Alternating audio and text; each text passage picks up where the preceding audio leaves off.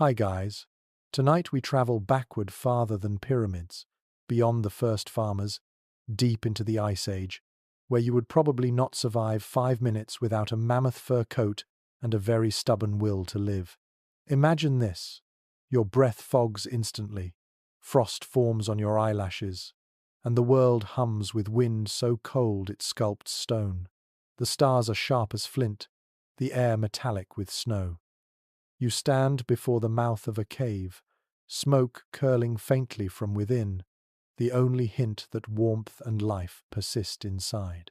So, before you get comfortable, take a moment to like the video and subscribe, but only if you genuinely enjoy what I do here. I'd love to know where and when you're listening, so post your location and local time in the comments. Now, dim the lights, let your shoulders drop, and step closer to that ancient fire. You trudge through snow that squeaks like crushed glass. The entrance yawns, wide but welcoming, rimmed with icicles. Inside, the air shifts less cruel, tinged with smoke, damp stone, and the faint musk of animal hide. This is the shelter of our ancestors, carved by rivers long gone, adopted by clever creatures who refuse to die out. Archaeologists still find traces of them: blackened ceilings from ancient fires, bone fragments, carved tools. You crouch low, feeling the floor slope gently downward. Each drip of water echoes like a slow heartbeat. It's strange how quickly your body accepts the dark as home. Your eyes adjust to the soft glow of the hearth. Flames hiss, snapping at resin in dry pine. Shadows ripple across the walls, giving the illusion of motion. Bison and reindeer seem to dance where no human hand moves. The cave isn't just stone, it's alive in the light. You press a palm to the wall. The limestone feels cool, smooth, and steady, older than memory. Early humans must have sensed that too, the way the earth seemed to cradle them. Anthropologists argue whether they chose caves for symbolism or survival, but probably both. Outside, winds howl like distant beasts. Inside, the temperature stabilizes. A modern thermostat could learn something from a good cave: constant, insulated by rock and earth, protected from snow and predators. You picture the first families realizing this, dragging branches and skins to the threshold, sealing gaps with mud and moss. A fortress against winter, built not by architects but by instinct. You hunker near the fire and watch your breath mingle with smoke. It smells of pine resin, of damp fur, of soot that stains everything a ghostly grey. The scent might seem unpleasant now, but for them, it was safety itself, a chemical lullaby. They inhaled smoke and warmth, the opposite of cold emptiness. There's something profoundly human about that need to transform discomfort into comfort, to find softness where nature offers none. You hear movement behind you, a rustle of hide, a low murmur, maybe a child half asleep. The small group stirs around the flames. A woman adds a log, sparks spiraling upward. The sound alone feels protective. No one speaks much. Breath is too precious. A man nearby sharpens a bone point slowly, rhythmically, until even the scraping seems part of a lullaby. In such nights, silence and repetition were medicine for the mind. Historians still debate whether language developed around firelight stories or the quiet companionship of shared survival. Either way, something about warmth made words feel worth the effort. You think about the first person who realized the cave could hold heat. Maybe they noticed how the walls stayed warm long after the fire dimmed, how steam rose from wet fur, how the body itself became part of the insulation. Heat isn't wasted here, it clings to every surface, saturating the air with life. Prehistoric people didn't just sleep, they cocooned themselves in an ecosystem designed by chance and improved by need. The fire dies a little. The orange core glows through ash, heartbeat slow. You imagine lying down on a bed of leaves and moss, the ceiling only a few feet above your face. The rock radiates faint warmth, the same kind you feel from an animal's flank after it's lain in the sunday.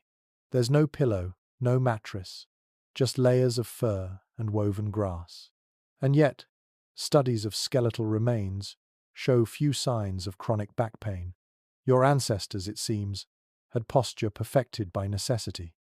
Perhaps they slept deeply because they lived intensely each day of hunting and gathering, guaranteeing exhaustion that modern screens can't replicate. A drop of water lands near your head, startling you for a moment. Then you notice the rhythm. Plink, pause, plink. The cave leaks.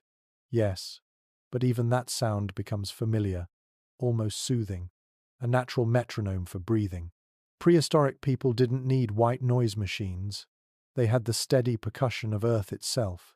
Imagine lying there, wrapped in pelts, muscles loose, knowing that tomorrow you'll need every ounce of energy again. Somewhere deeper in the cave, you think you hear the faint echo of voices, real or imagined. It doesn't matter. Maybe they're from another group tucked in a nearby chamber, their laughter drifting through narrow corridors. The thought of others nearby is comforting. In this frozen world, community is insulation too. A single person might freeze, but a group creates a microclimate of warmth and belonging. You close your eyes.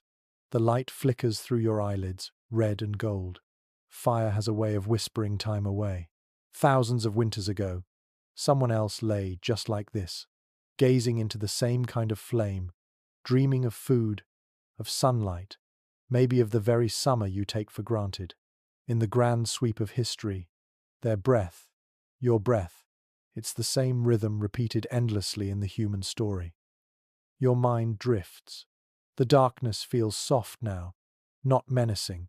You're inside the planet itself, tucked beneath layers of stone that have seen glaciers come and go. Somewhere above, snow thickens, muffling the world to silence. Down here, the air hums gently with life, the heart of a temporary civilization flickering in orange light. It's humbling, isn't it? We've built skyscrapers and soft beds, yet none offer the same certainty against cold that this cave once gave. Here, survival and sleep were one act. You breathe, you rest, you endure. Every sigh, every shared blanket, every spark of fire was defiance against extinction. So as the flame sinks low and shadows stretch long, picture yourself curling deeper into the warmth, muscles unwinding, mind loosening like thawing ice. Outside, winter rages. Inside, you drift between waking and dreaming, where survival feels like a lullaby and history breathes beside you. The cave holds its breath. You sense it, the stillness between fire crackles, the hush of rock that has witnessed millennia. This is where the idea of home was born, long before walls or doors. The cave isn't just shelter from wind and claw, it's a womb carved from the planet itself. You crawl farther in, feeling the air shift from icy to faintly damp, the temperature leveling like a deep, slow heartbeat. You're entering the first architecture of comfort. You pause to listen. Somewhere behind, a faint drip echoes. Ahead, soft embers pulse, glowing red as the sun through eyelids. The people here, your Ice Age kin, have learned to read these caverns like maps of survival. They know where to sleep so the smoke rises safely upward, where echoes warn of bears or rival tribes. To them, this cave isn't wild. It's a friend with moods and habits. You settle near a wall smoothed by thousands of fingertips. The limestone gleams faintly, almost polished. It radiates the day's stored heat. Archaeologists have found similar caves across Europe, places like Chauvet and El Castillo, where soot marks and handprints overlap like signatures of generations. A mainstream fact: some of these caves were occupied for hundreds of years, reused by families who likely returned each winter to the same comforting darkness.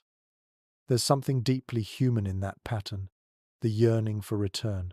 You can almost imagine a prehistoric mother, tracing her palm against the same spot you touch now, whispering to her child that the stone remembers them. The idea might sound poetic, but early people believed it literally. Many anthropologists note that caves were sacred spaces as much as shelters. To sleep inside one wasn't just rest, it was communion with the earth's belly, the place of origin. Historians still argue whether the paintings and rituals were purely practical or spiritual acts meant to honor the walls that protected them. The firelight plays tricks again. It stretches shapes into slow dances. You notice how your breathing slows in rhythm with the flickering. It's the first calm you've felt since trudging through snow. The prehistoric mind likely recognized this. Even without the words, caves induce safety through stillness and sensory dimness. The human nervous system, tuned for danger, finally eases when sound is muffled, when light is low, when walls enclose the edges of the unknown. Now, imagine lying against that stone, wrapped in furs. Your body heat radiates into the wall, and the wall gives some back, a primitive feedback loop comfort built on reciprocity. This is the earliest form of environmental design. Modern architects study airflow and insulation. Your ancestors mastered it with instinct. They understood that the back of the cave stays warmest in winter and coolest in summer. It's not romantic myth. It's measurable. Even now, caves maintain near constant temperatures year-round, hovering around 10 degrees Celsius, 50 degrees Fahrenheit, in many regions. The air feels moist on your skin, carrying the faint metallic tang of minerals. Somewhere above, water seeps through fissures, adding trace scents of earth and algae. It isn't unpleasant. In fact, it smells like life continuing. You think of modern humidifiers and air purifiers, yet here, it's all self-regulating the slow breathing of stone. A quirky tidbit. Some researchers believe negative ions produced in natural caves might have subtly influenced mood, promoting the sense of peace early humans associated with these sanctuaries. Whether that's science or wishful thinking, the effect feels real enough in your imagination. The clan's fire pops again. Sparks drift up and vanish into blackness. You realize that this isn't just a roof, it's a cocoon for the senses. Every sound is softened, every movement muffled. No wonder prehistoric people slept more deeply here than in the open. In the wild, wind and predators kept nerves taut. Inside, walls became extensions of the skin, boundaries of safety. Someone near the hearth shifts, murmurs, and pulls a fur tighter. Their breathing evens out again. You glance toward the entrance, half sealed with brush and hide. A faint blue glow seeps through gaps, marking night's advance. The wind outside is still fierce, but its roar feels far away like ocean waves when you're safely inland. You try to picture how they arranged themselves each night. Elders likely closest to the fire, children tucked between adults, hunters at the edges. Their positions weren't random. They mirrored social order and protection strategy. A mainstream historical fact. Evidence from hearth patterns in prehistoric sites shows concentric circles of living fire at the center, sleeping and working spaces radiating outward. It was design born of necessity, but also intuition. Your thoughts wander to how this living architecture shaped the mind. To sleep so close to others, hearing every sigh, every breath, it must have trained empathy itself. Survival required awareness not just of threats, but of one another's rest. A cough, a stir, a nightmare mutter, all shared. It's an intimacy we've mostly forgotten, hidden behind drywall and solitude. You wonder if they ever feared the dark parts of the cave. Surely there were sections they avoided, tunnels where bats stirred, where echoes distorted sound into ghostly moans. Yet even fear had its function. It kept them near the warmth, near the familiar glow. Fear defined boundaries, and boundaries defined comfort. Maybe that's the real origin of bedtime rituals, the assurance that someone had tamed the shadows for the night. You lie down on the fur bedding they've prepared, layers of grass, moss, and skin stitched crudely but effectively. It's softer than you expect. The air carries a sweet, musky odor of dried herbs, perhaps something scattered to deter insects or spirits. No chemicals, no plastic, just nature's own fabric softener. And as you exhale, you realize that these people didn't go camping. This was their daily life. Sleep wasn't leisure. It was recovery from the elemental struggle that daylight demanded. Somewhere deeper, a baby fusses, then quiets as its mother hums. The melody is low, repetitive, almost like breathing itself. You close your eyes and picture generations doing the same thing. That sound, soft human voice against the wind may have been the first lullaby. Maybe the cave amplified it, let it resonate gently through stone, a shared heartbeat for the clan. Scholars debate whether early humans truly felt safe or merely less unsafe, but it hardly matters in this moment. The contrast between deathly cold outside and radiating warmth within must have triggered a joy so profound that it bordered on spiritual. The first concept of gratitude might have been born right here, the relief of warmth, of stillness, of life continuing one more night. And so, as the firelight dwindles, you sense the cave exhale. Condensation beads along the ceiling, glowing faintly in the last light. You imagine time passing, snow piling deeper outside, while inside, breath and heartbeat continue. The stone remembers every sigh, every flicker. It is, quite literally, the memory of human comfort taking form. You close your eyes and let that memory wrap around you too. The cold can rage, the world can freeze, but inside this cradle of stone, sleep blooms like firelight, steady and ancient. The fire has settled into a glowing bed of embers, its soft orange light pulsing like the world's first heartbeat. You feel the heat on your face, the faint brush of smoke against your skin. It doesn't sting, it soothes. Your eyes follow the shadows it casts, long swaying shapes that crawl across the cave walls, merging and separating like half-remembered dreams. Fire was more than warmth to the people who lived here. It was the planet's first lullaby. You sit close enough to hear the wood sigh as it breaks down. The crackling is hypnotic, almost musical. You imagine those sounds echoed in 100 other caves across the Ice Age world. Long before clocks, firelight dictated time. When the flames burned high, people talked, repaired tools, told stories. As the light dimmed, their voices slowed, and sleep crept nearer. Most researchers agree that this nightly rhythm, the fading of light into quiet, helped shape the first consistent sleep patterns in human history. It's strange to think of your ancestors mastering something so fundamental, not just how to make fire, but how to live by its rhythm. The body learned to wind down with the smoke, the mind to follow its dimming light. The relationship between fire and rest became instinctive. When the flames danced, so did the brain. When they waned, the eyes followed, drooping. Modern sleep scientists might call it circadian alignment, but to those cave dwellers, it was simply the earth telling them, rest now. You stare deeper into the coals. Every flicker seems alive. Light wavers across the walls, and with each shift, painted bison seem to move, horses appear mid-gallop. You can almost see why they might have believed the walls themselves breathed with spirit. There's a curious idea some anthropologists propose that firelight helped train early imagination. The constant flickering could have turned the brain inward, sparking hallucinations or creative visions. In that sense, the first dreams might have been born right here, between shadow and flame. An odd little discovery supports that thought. At several cave sites, archaeologists have found deliberate arrangements of stones near hearths, like miniature circles perhaps used to hold small fires that flickered near sleeping areas. They weren't for cooking, they were for watching. People may have stared into those little flames until the boundary between reality and dream began to dissolve. The warmth was real, but what the mind saw in that trembling light belonged to another world. You glance around the chamber now. Most of the group has drifted into a kind of half-sleep. Some recline against the walls, others curl under furs.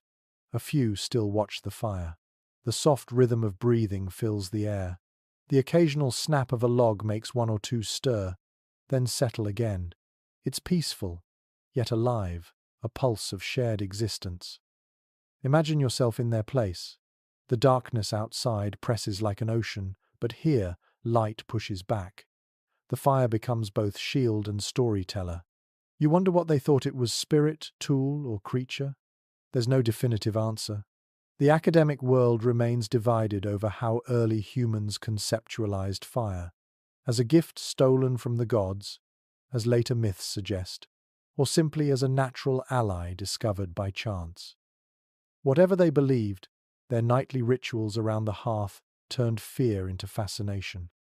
The smoke drifts lazily toward the ceiling, curling into patterns that fade into the rock's shadowed vault.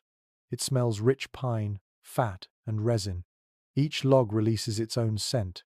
Those smells would have told the prehistoric sleeper everything they needed to know: how hot the fire was, how long until dawn, whether the smoke would choke or cradle them through the night. You pull a fur tighter around your shoulders, feeling the fire's uneven heat. Sometimes it's too hot on one side, too cold on the other, so you turn, slowly, like meat roasting evenly over a spit. They must have done the same, instinctively adjusting their position, learning to balance warmth without burning. These little dances with temperature probably shaped how humans tolerate heat even today. Fire wasn't only for comfort, it guarded against predators. The light itself became a boundary. Wolves might lurk at the mouth of the cave, eyes catching red reflections from the flames, unwilling to cross that line. That primal security, the glow keeping death at bay, must have soaked into the mind, making it easier to close your eyes, to trust sleep. But there's another layer, subtler and more mysterious. Some researchers suggest that long nights around the fire changed the way humans thought. Imagine thousands of winters like this. People gathering, staring into the light, speaking in low tones, inventing language itself. The repetition of flames could have trained memory. The quiet could have nurtured storytelling. You're not just looking at a fireplace, you're watching civilization flicker into being. The heat grows softer now. The coals pulse under a thin veil of ash. Someone pokes at them with a stick, stirring a short-lived flare.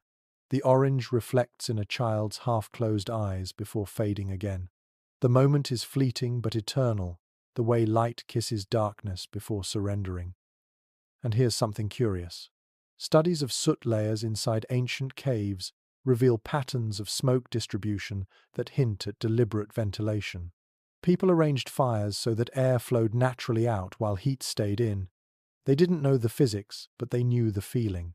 Even without science, they perfected thermal comfort centuries before architecture gave it a name.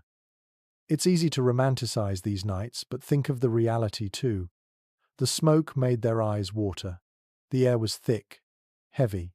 They coughed, wiped soot from their faces. Yet even discomfort became part of the lullaby. The body learned to relax into imperfection.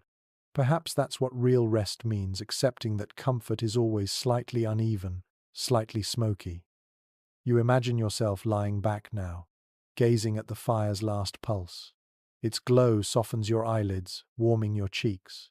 The darkness behind your eyes flickers red for a moment longer, then cools to grey. You're half in the modern world, half in theirs. Every time you dim your bedside lamp, every time you close your laptop and stare at the afterglow, you're reenacting the same ancient ritual. Light fades, mind follows, sleep takes over. And so, as the coals dim to embers, and the walls lose their colour, you feel the peace that must have filled those prehistoric hearts. The storm may rage outside, snow piling high, winds screaming through the trees, but inside, the fire hums its final tune. The earth's first nightlight burns low, and you drift toward the same timeless slumber that once kept the human race alive. The fire's glow dwindles into a dull red, and you sense the temperature dip, a reminder that, even here, the night rules. Someone stirs to add another log, but before they do, you notice the way everybody curls instinctively tighter, pulling furs and hides close. Warmth in this world isn't a luxury, it's a strategy. You reach down and feel the ground beneath the bedding, layers upon layers of carefully arranged material. At first glance, it looks like a mess of fur and grass, but it's a masterpiece of survival design. According to findings from several cave sites in South Africa and France, early humans layered dry grass, moss, and animal skins to create primitive mattresses. Beneath the furs, they sometimes added aromatic plants, wild mint or camphor to repel insects and sweeten the air. Not bad for a people who didn't even have soap. You kneel closer, brushing your hand across the surface. It's springy, faintly oily from repeated use, and surprisingly warm. The hides above it, thick mammoth skin, reindeer pelts, maybe even bear skin, carry a musky, animal scent that would make any modern camper wrinkle their nose. But for them, that smell meant life. The heavier the fur, the safer the night. Archaeological evidence shows that these hides were stitched crudely with bone needles, each piece overlapping like shingles to trap heat. The result was a layered cocoon that could endure winters brutal enough to turn breath into crystals. You sink down onto the bedding, feeling how it molds beneath you. The combination of fur and moss gives a natural cushioning effect, soft yet stable. It's easy to see how the body would relax into this arrangement, the joints supported by uneven but forgiving surfaces. There's no uniformity, but there is comfort, the kind that feels alive. An unexpected finding from some Ice Age sites hints at an added flourish. Early people may have warmed stones in the fire and tucked them beneath their bedding before sleep. Imagine it, small pockets of heat radiating upward through the night. The first prehistoric version of a hot water bottle. It's a detail both ingenious and strangely intimate. They didn't just survive the cold, they understood warmth as something to be created, shared, and preserved. Most researchers agree that sleeping materials varied by region. In colder zones like modern-day France or Ukraine, mammoth and woolly rhinoceros hides dominated. In milder climates, woven grasses and bark mats were enough. But the intention was always the same: to transform wild material into a comfort zone. And there's something beautifully human about that impulse. The refusal to lie directly on cold ground when imagination could make it softer. You look around at the sleeping figures now. Each body is wrapped in its own cocoon of hides, but they're pressed close enough for shared heat. The air smells of leather, smoke, and faint sweat. You imagine the rhythm of breathing, the rise and fall of chests in the dark. Group warmth is not just physics, it's intimacy written into muscle memory. Modern thermodynamics calls it convective sharing. Your ancestors called it family. No one is entirely sure how they decided who slept where. Some scientists suggest that positions were based on kinship or skill, hunters near entrances, elders near the fire. Others think it was more instinctual. The ones most vulnerable at the center, the strong forming a ring of protection. Whatever the case, the system worked. Even in the harshest winters, their tiny worlds of warmth endured. Curiously enough, evidence of these bedding layers, compressed grass preserved under ash, suggests that families refreshed them regularly, burning old material to keep insects away. It's an early form of hygiene that rivals modern logic. Picture that: someone sweeping out a sleeping area 40,000 years ago, tidying before bed. Civilization begins not with kings or cities, but with someone deciding to clean where they sleep. The more you think about it, the more remarkable it feels. Sleep wasn't just rest, it was design. These prehistoric people engineered their nights to feel secure, familiar, even pleasant. The smell of smoke, the weight of fur, the creak of drying hide, each sensation was part of the lullaby.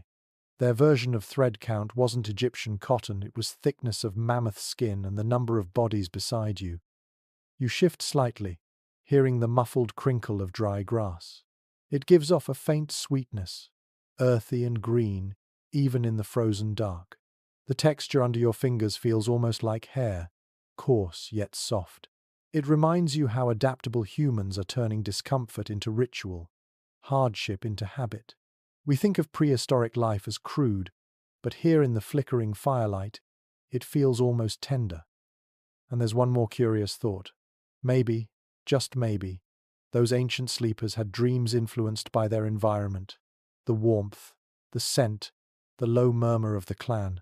Some cognitive scientists speculate that sleep surrounded by natural materials might have deepened rest, synchronizing body temperature with surroundings.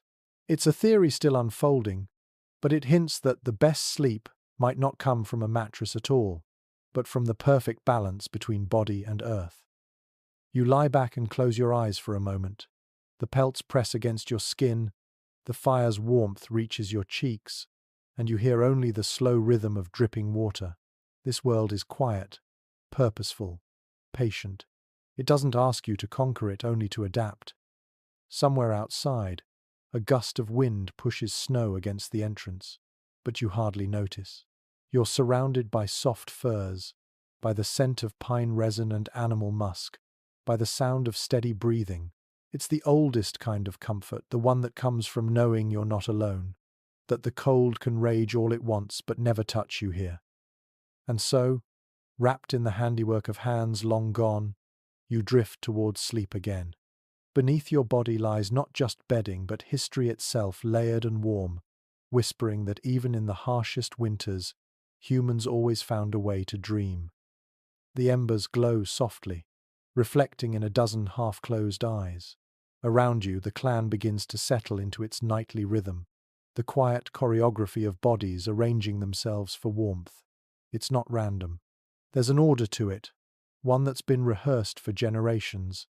You watch as pairs curl together, children tucked between adults, shoulders pressed, legs intertwined beneath furs so thick they rise and fall like breathing hills.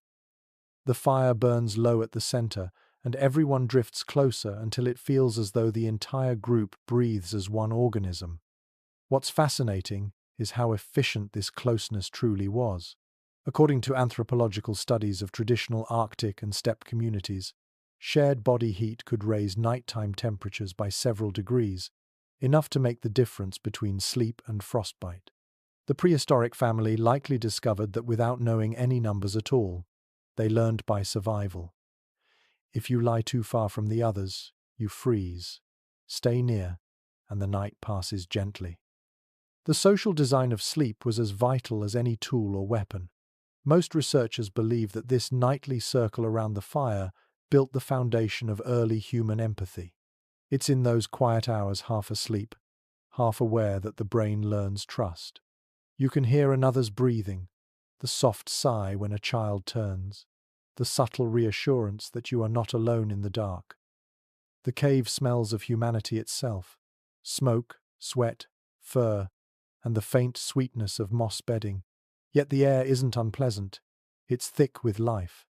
A mother hums quietly to her child, a deep, rhythmic sound, almost indistinguishable from the flicker of the fire.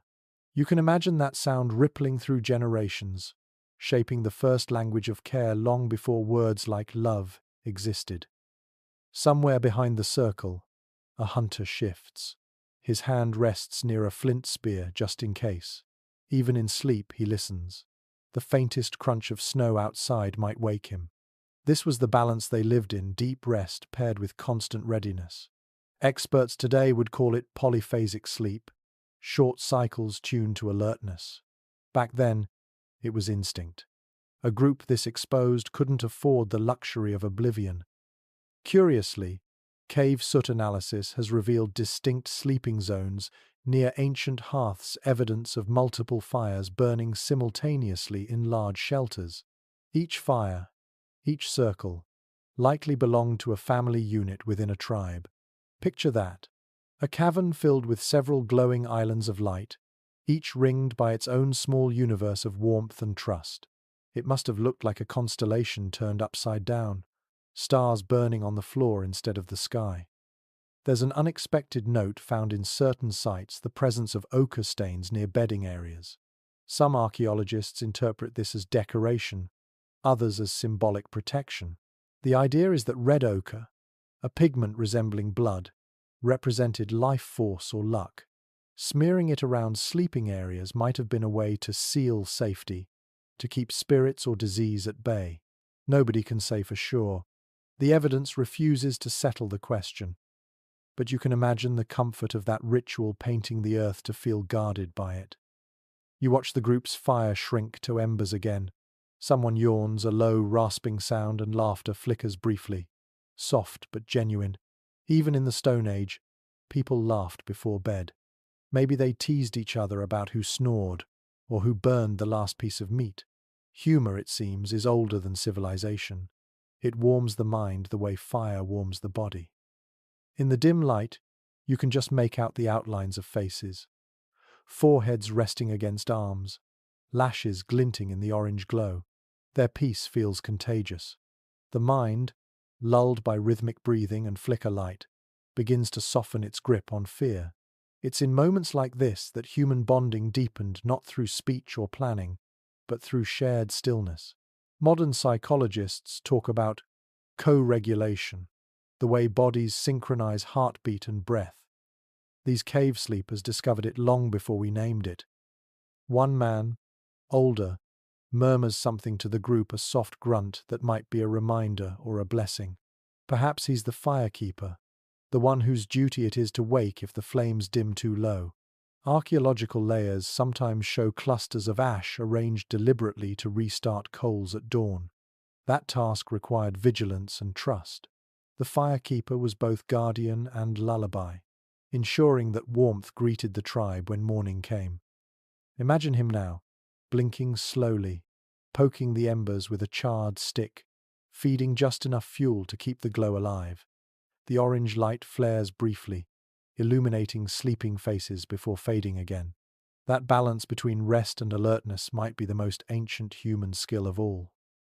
As you lie there, you can almost feel the subtle warmth radiating from others. Your shoulder touches someone's arm, their breath mingling with yours. The air vibrates faintly with shared heat. In that darkness, individuality fades. You become part of the group's heartbeat. Every inhale feels communal, every exhale protective. Outside, wind howls, frustrated. Snow clogs the entrance, muting all sound. Inside, time melts. There's no night or morning, only firelight and slumber, breath and warmth. Somewhere near the wall, a child's small hand grips a parent's fur sleeve. A tiny gesture, but one that has echoed through every generation since. The physical closeness of these nights shaped the human psyche more than we realize. When comfort depends on others, compassion becomes survival. The ability to soothe, to stay near, to share warmth, those aren't luxuries. They're evolutionary triumphs. It's entirely possible that empathy itself was born beside these fires, inside caves like this one, where a good night's sleep depended on mutual trust. So you settle in among them, feeling the pulse of shared existence. The flames shrink to a faint red shimmer, the smell of smoke thickens, and silence deepens. You close your eyes and listen. Dozens of heartbeats hum quietly in unison, as if the whole group dreams together. The air seems to glow, heavy with heat and breath and history.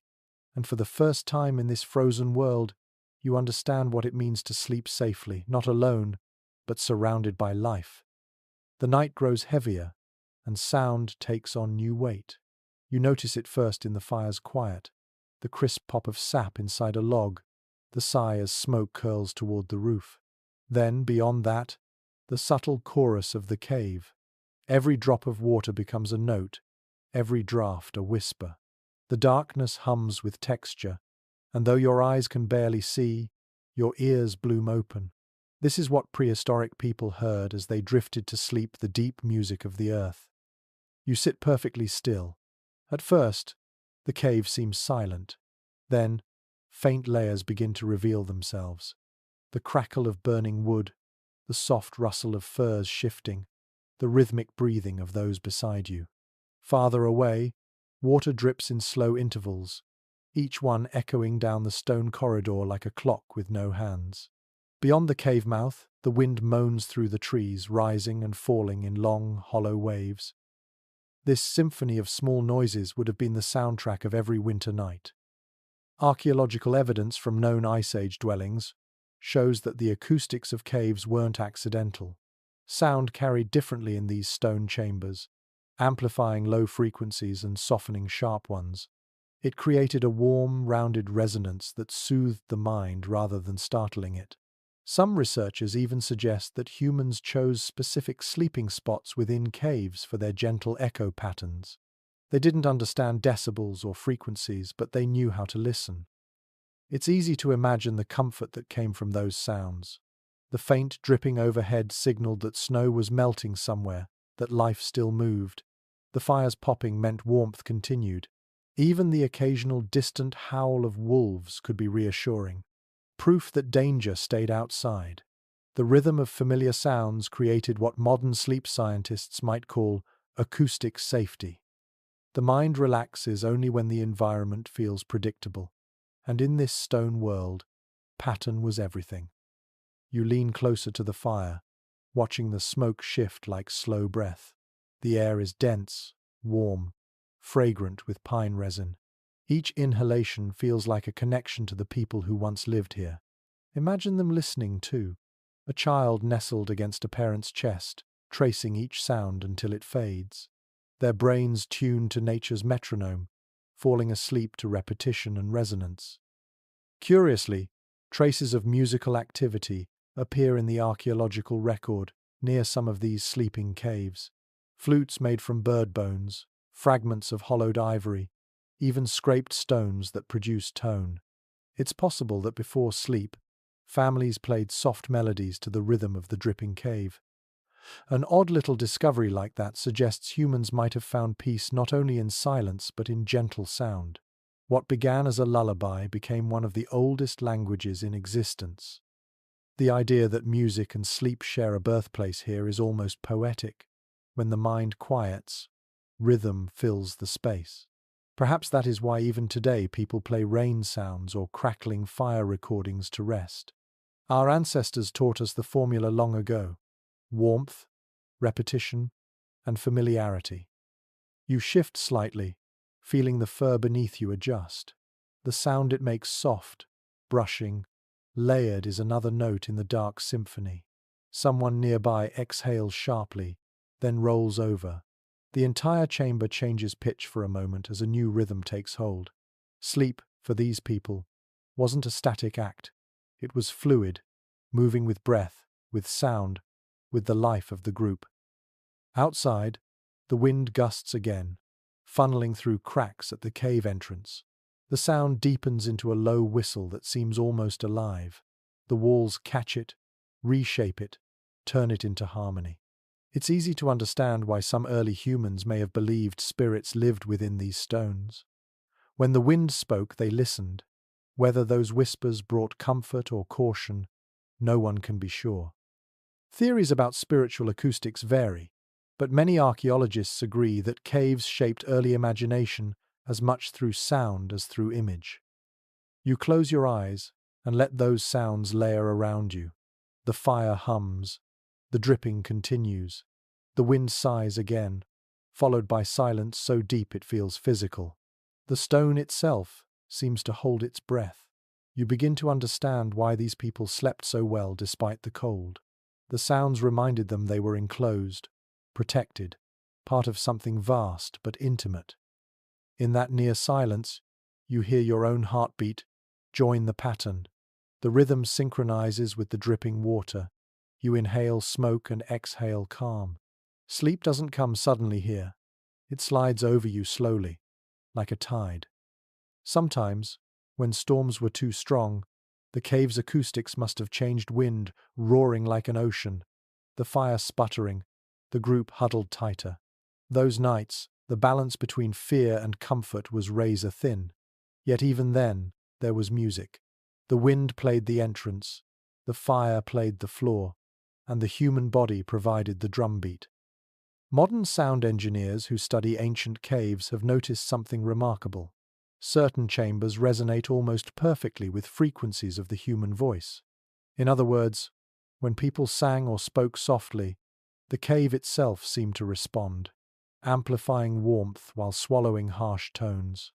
It's tempting to imagine a prehistoric lullaby echoing through these very walls, wrapping the sleepers in something more than sound, a gentle, vibrating embrace from the earth itself. As you listen now, surrounded by the same natural orchestra, it feels timeless. The noises are simple yet infinite. They connect you backward, through all the generations that ever slept under rock and firelight. Each sound, each crack, drip, sigh, is both ancient and present. both theirs and yours. And so you lie still, wrapped in fur, breathing in rhythm with the world. The cave's music swells and fades, its tempo slowing until even your thoughts dissolve into it. Outside, snow keeps falling, but inside, the oldest lullaby in history continues to play, coaxing you towards sleep. By morning, the storm has softened into a whisper. A faint grey light seeps through the narrow cave entrance, revealing outlines of sleeping figures under firs. The air smells of ash and animal hide, tinged with something rich and fatty from the last meal. You shift slightly, feeling muscles ache in the best possible way. This is the kind of exhaustion that only comes from surviving a day in the Ice Age. You imagine what it must have been like to live that rhythm every day. Each sunrise brought hunger and cold, and each evening brought the miracle of rest. Most experts agree that prehistoric people expended nearly twice as much daily energy as modern humans. Hunting and gathering were not hobbies. They were the only currency of existence. Every limb, every muscle worked constantly. No gym, no training routine, just the constant push of necessity. The reward for that effort was sleep so deep it might as well have been sacred. When the clan returned from the frozen plains, their bellies full of mammoth fat or roasted deer, their bodies ready to collapse, rest came easily. It was not something chased with herbal teas or meditation apps. It simply arrived. The line between waking and dreaming blurred in the warmth of the cave. You can almost hear it, the low murmur of conversation as the hunters share stories of the day's chase, the crackle of fire as fat drips from roasting meat, the clinking of stone tools as someone sharpens a blade for tomorrow. And then, slowly, quiet takes over. One by one, the exhausted bodies surrender to sleep. Evidence from preserved bones suggests that prehistoric people were remarkably strong, yet also compact in frame. The reason lies partly in lifestyle. Carrying heavy carcasses, enduring cold, and moving constantly through snow-built endurance, unmatched by modern standards. Their sleep, therefore, was restorative in the truest sense. When you use every fiber of your body, the body demands full repair. It is believed that the composition of their diet helped too. Animal fat and protein were abundant, but so were certain roots and berries collected in the milder months and stored for winter. That balance provided steady energy and warmth, keeping the body insulated. Curiously, chemical analysis of ancient bones shows that these diets produced higher levels of natural melatonin in darker months, possibly improving their sleep cycles. Imagine that, nature providing its own night medicine long before pharmacology existed. You stretch in your bedding, feeling the stiffness fade. The warmth from the fire still lingers, trapped in the hides. A thin trail of smoke rises toward the ceiling, and through it, the light of morning turns the air silver. A woman nearby stirs and tosses a few small bones into the embers.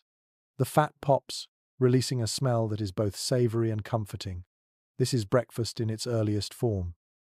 One fascinating discovery at ancient campsites is the presence of burnt marrow bones near sleeping areas. It appears that before lying down for the night, people would crack open bones and warm the marrow over the fire. They likely ate it as a final meal, but some evidence suggests they left bits of marrow smouldering slowly through the night, releasing steady heat. It was both nourishment and warmth, an ingenious dual purpose born of necessity. As you breathe in that lingering scent, you can understand why they might have slept better than we do. There was no mental clutter, no glowing screens or endless lists. Their minds quieted when the day ended because survival itself had been the day's entire focus. When you live inside elemental simplicity, rest becomes the only logical conclusion. But even within that simplicity, there was ritual. Before sleep, someone always checked the entrance, brushing away snow or debris. Another ensured that embers would last until dawn. The group didn't just collapse into rest, they created conditions for safety first. It's possible that those small acts of preparation gave the mind permission to let go. Security breeds relaxation. That truth has not changed in 40,000 years.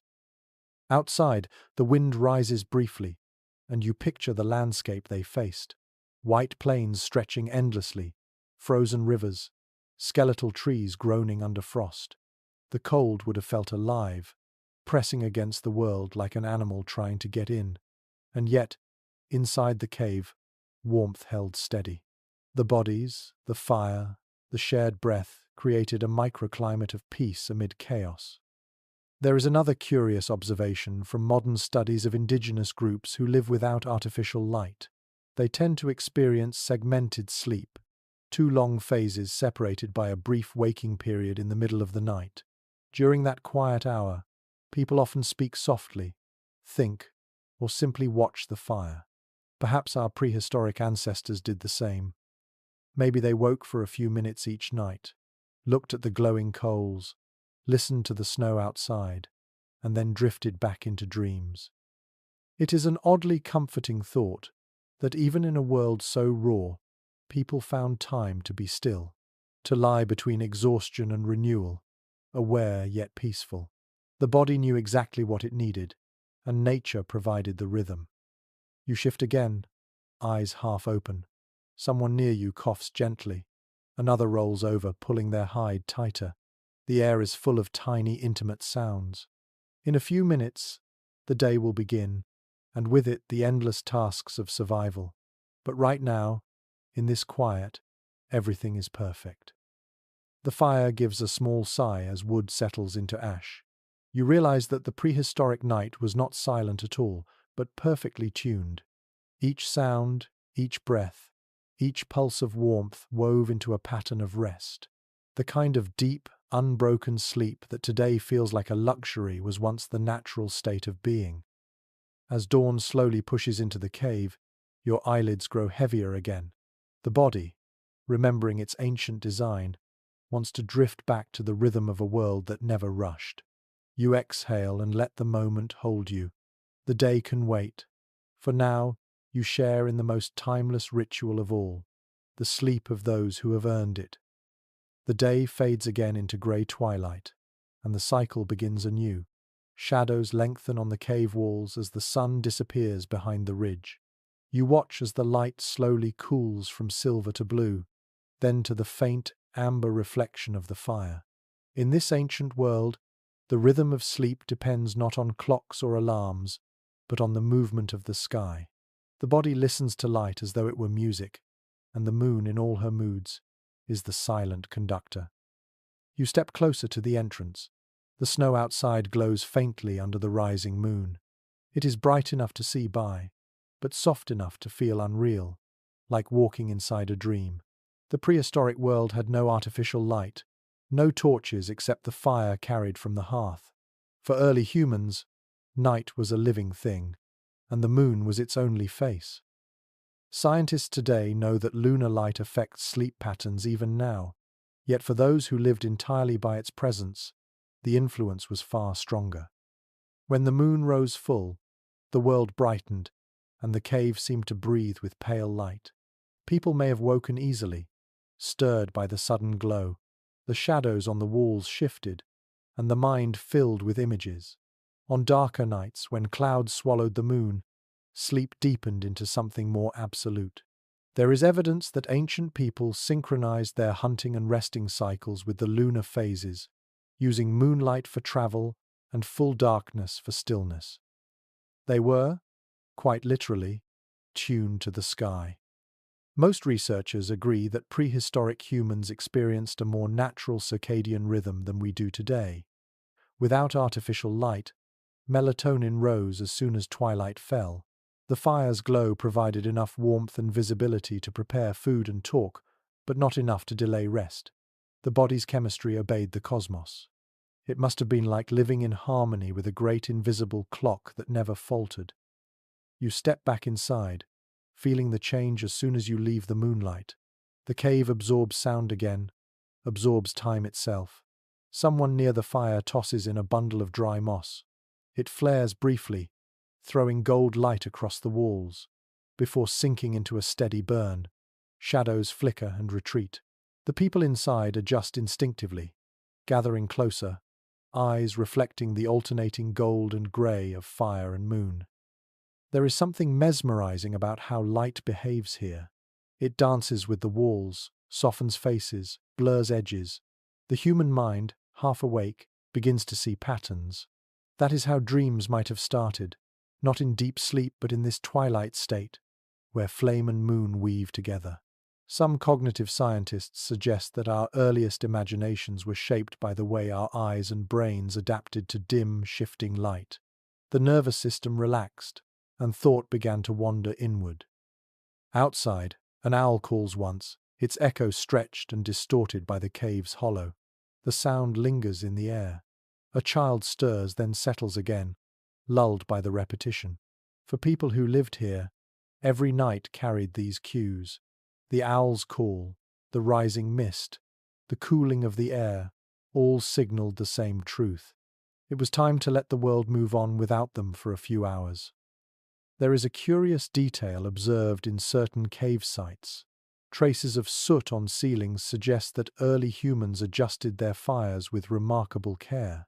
They knew how to dim flames deliberately, burning smaller embers at night to reduce both smoke and glare. The goal was a soft, steady glow that would not disturb sleep but would keep predators away.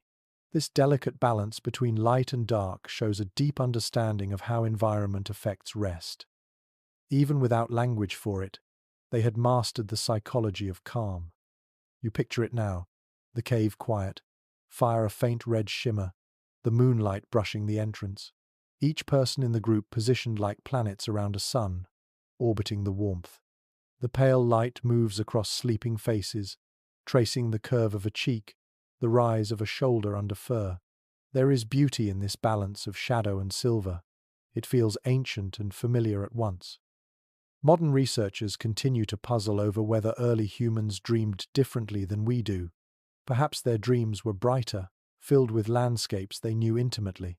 Maybe the moon, with its rhythm of waxing and waning, found its way into their subconscious, shaping myths that would later become stories of gods and monsters. The evidence cannot tell us, but imagination can. You tilt your head back, eyes half closed, watching the play of reflection on the cave ceiling. Tiny sparkles of moisture glint like constellations. Somewhere in the distance, the real stars shimmer through the night sky.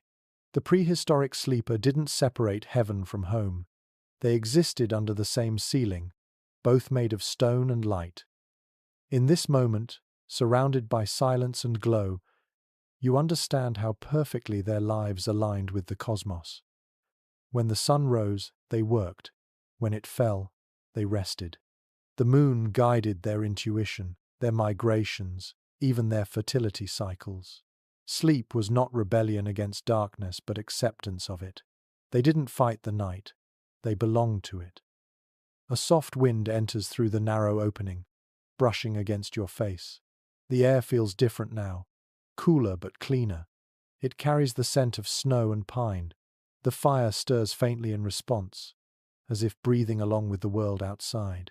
You wrap a fur around your shoulders and sit down again, feeling your heartbeat slow. The moonlight continues to travel across the cave floor, pale and deliberate. It touches the fire, catches the glint of bone tools, then fades toward the back wall. You follow it with your eyes until it vanishes. This, perhaps, was the ancient rhythm of peace, the steady exchange of light, from moon to flame, to darkness again, the mind yielding to that pattern without question. You close your eyes, and the flicker of light becomes a pulse behind your eyelids. It feels natural, gentle, eternal. The body remembers how to obey the night.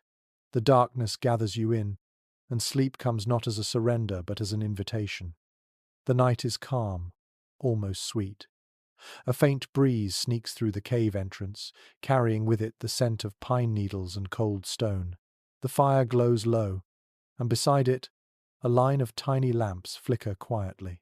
These are not candles, not yet, but shallow bowls carved from stone, each filled with animal fat and a twist of moss or dried fiber that burns with a steady golden light. You lean closer to one and catch the scent of smoke mixed with something else. something herbal and pleasant. The air itself seems to hum with it. Those little lamps were among the earliest tools of comfort. Archaeologists have found them in Ice Age caves, often near sleeping areas, coated with black residue from ancient flames. They served many purposes: a way to chase the dark, a method to keep insects away, and sometimes a vessel for scent. The burning fat of reindeer or seal gave off a thick but surprisingly gentle aroma. Combined with herbs or bark resin, it transformed a damp cave into something almost luxurious. Most historians agree that prehistoric people used whatever was available to shape their nights. Pine resin, juniper, crushed sage, even dried dung from grazing animals, each material burned differently, producing smoke that had meaning. Some fumes cleansed the air, others carried spiritual weight. It was a kind of early chemistry, born from observation rather than science. They knew which smells made breathing easier, which kept the mind calm, and which ones should never fill the room again. You inhale softly. The smoke is heavier near the ceiling, but at ground level it feels soothing, like warm fabric against your face. A woman near the fire adds another pinch of herbs, and the scent changes instantly. It is sharper now, cleaner, almost like cedar and citrus. You can imagine how comforting that must have been after a day of blood, mud, and cold air. For a few hours, the cave smells like safety. Curiously, traces of aromatic plant residues have been found embedded in prehistoric hearths. Some scientists believe that these were not accidental. The people who lived here may have learned to use smoke deliberately, both as insect repellent and as relaxation. Modern aromatherapy owes more to ancient intuition than we realize. The rhythmic repetition of breathing warm, fragrant air before sleep could have slowed the heartbeat, relaxed muscles, and encouraged rest. The soft light from the fat lamps shimmers across the walls, pooling in gentle gold circles. The effect is magical, almost sacred. Each lamp mirrors the moonlight outside, but smaller, more intimate. There is something deeply human in that symmetry, the desire to capture the beauty of the night and hold it close. Some experts think these small flames even inspired the earliest cave paintings, their flickering glow helping artists imagine movement and spirit in the shapes they drew. Someone shifts beside you, brushing against a skin pouch filled with herbs. It spills slightly, and the scent of crushed mint fills the air. Mint was known to grow even in glacial periods, hardy and stubborn. Its aroma cuts through the heaviness of the cave. It feels fresh, alive. You smile at the thought that thousands of years ago a person might have crushed those same leaves simply to feel awake for a moment before sleep. An intriguing hypothesis among researchers suggests that the combination of heat, scent, and smoke in enclosed spaces may have affected consciousness. Perhaps mild intoxication came from inhaling plant compounds or even carbon-rich air. Dreams might have grown more vivid, more mythic. The mind, half dreaming by firelight, may have been the birthplace of stories about gods, animals, and spirits. The idea remains uncertain, yet it fits the sensory reality of this world. You glance at the fire again. It's smaller now, tended carefully so it won't smoke too much. The lamps take over the job of lighting. They make everything gentler, softer. The air shimmers faintly, a golden haze that seems to thicken near the ceiling. The people around you have stopped talking altogether. Their faces are peaceful, eyes half closed, movements slow. The scent, the warmth, the glow together, they create a trance, a wordless permission to rest. In the corner, someone hums quietly. It's not a song, not exactly, just a pattern of breath and tone. Perhaps the sound helps synchronize the group, a final reminder of safety. Early humans may have used this sort of humming as a signal. All is well, the night is ours. Even now, the low vibration feels comforting. You find yourself breathing in time with it. As the hum fades, you notice a small flicker from one of the lamps. The wick has burned down, and a faint curl of black smoke rises into the air. It carries the last bit of scent from whatever was burning. Maybe it was pine, maybe dried berries.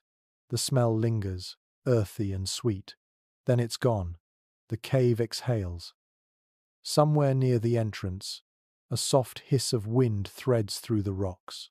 The sound blends perfectly with the crackle of the fire, the dripping of water, and the slow breathing of the sleepers.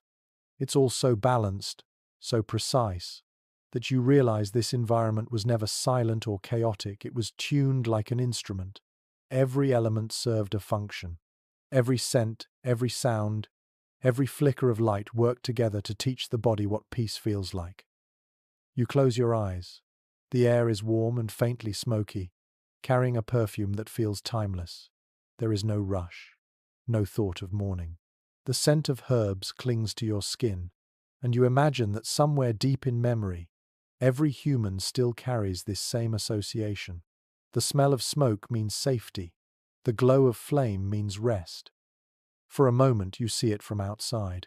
A faint glow tucked in the side of a mountain, hidden from the wind, smoke rising gently into the night. Inside, a handful of people asleep beside their fire, surrounded by scent and warmth. No technology, no noise, no rush, just pure, earned stillness. The smoke curls once more before fading into the dark. It leaves a silence that feels like peace itself. You breathe in deeply, feeling the warmth settle into your chest. And for a long while you stay that way, suspended between scent and sleep, between the ancient world and the one that still dreams of it.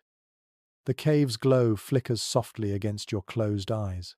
You can still feel the warmth of the fire, but the air carries a cooler undercurrent now. A shift in the wind makes the entrance sigh. Somewhere in the far distance, a wolf calls. It is long, rising, and low enough to vibrate through the floor. You are not alone in the night. No one ever truly was. Every clan knew that safety depended not only on walls of stone but on watchful hearts. Someone always stayed half awake, listening to the wilderness breathe. It might have been the eldest hunter, or perhaps a young one eager to prove himself. Sometimes two took turns, their drowsy minds hovering between vigilance and dream. This was not paranoia. It was survival-made ritual. Archaeological evidence of burnt charcoal trails leading toward cave entrances suggests that the fire was not left unguarded.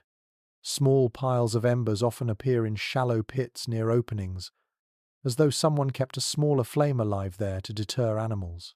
Most researchers believe this was the watchfire, tended throughout the night.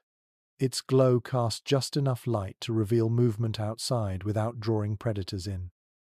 You crawl a little closer to the entrance. The air there feels sharper, colder.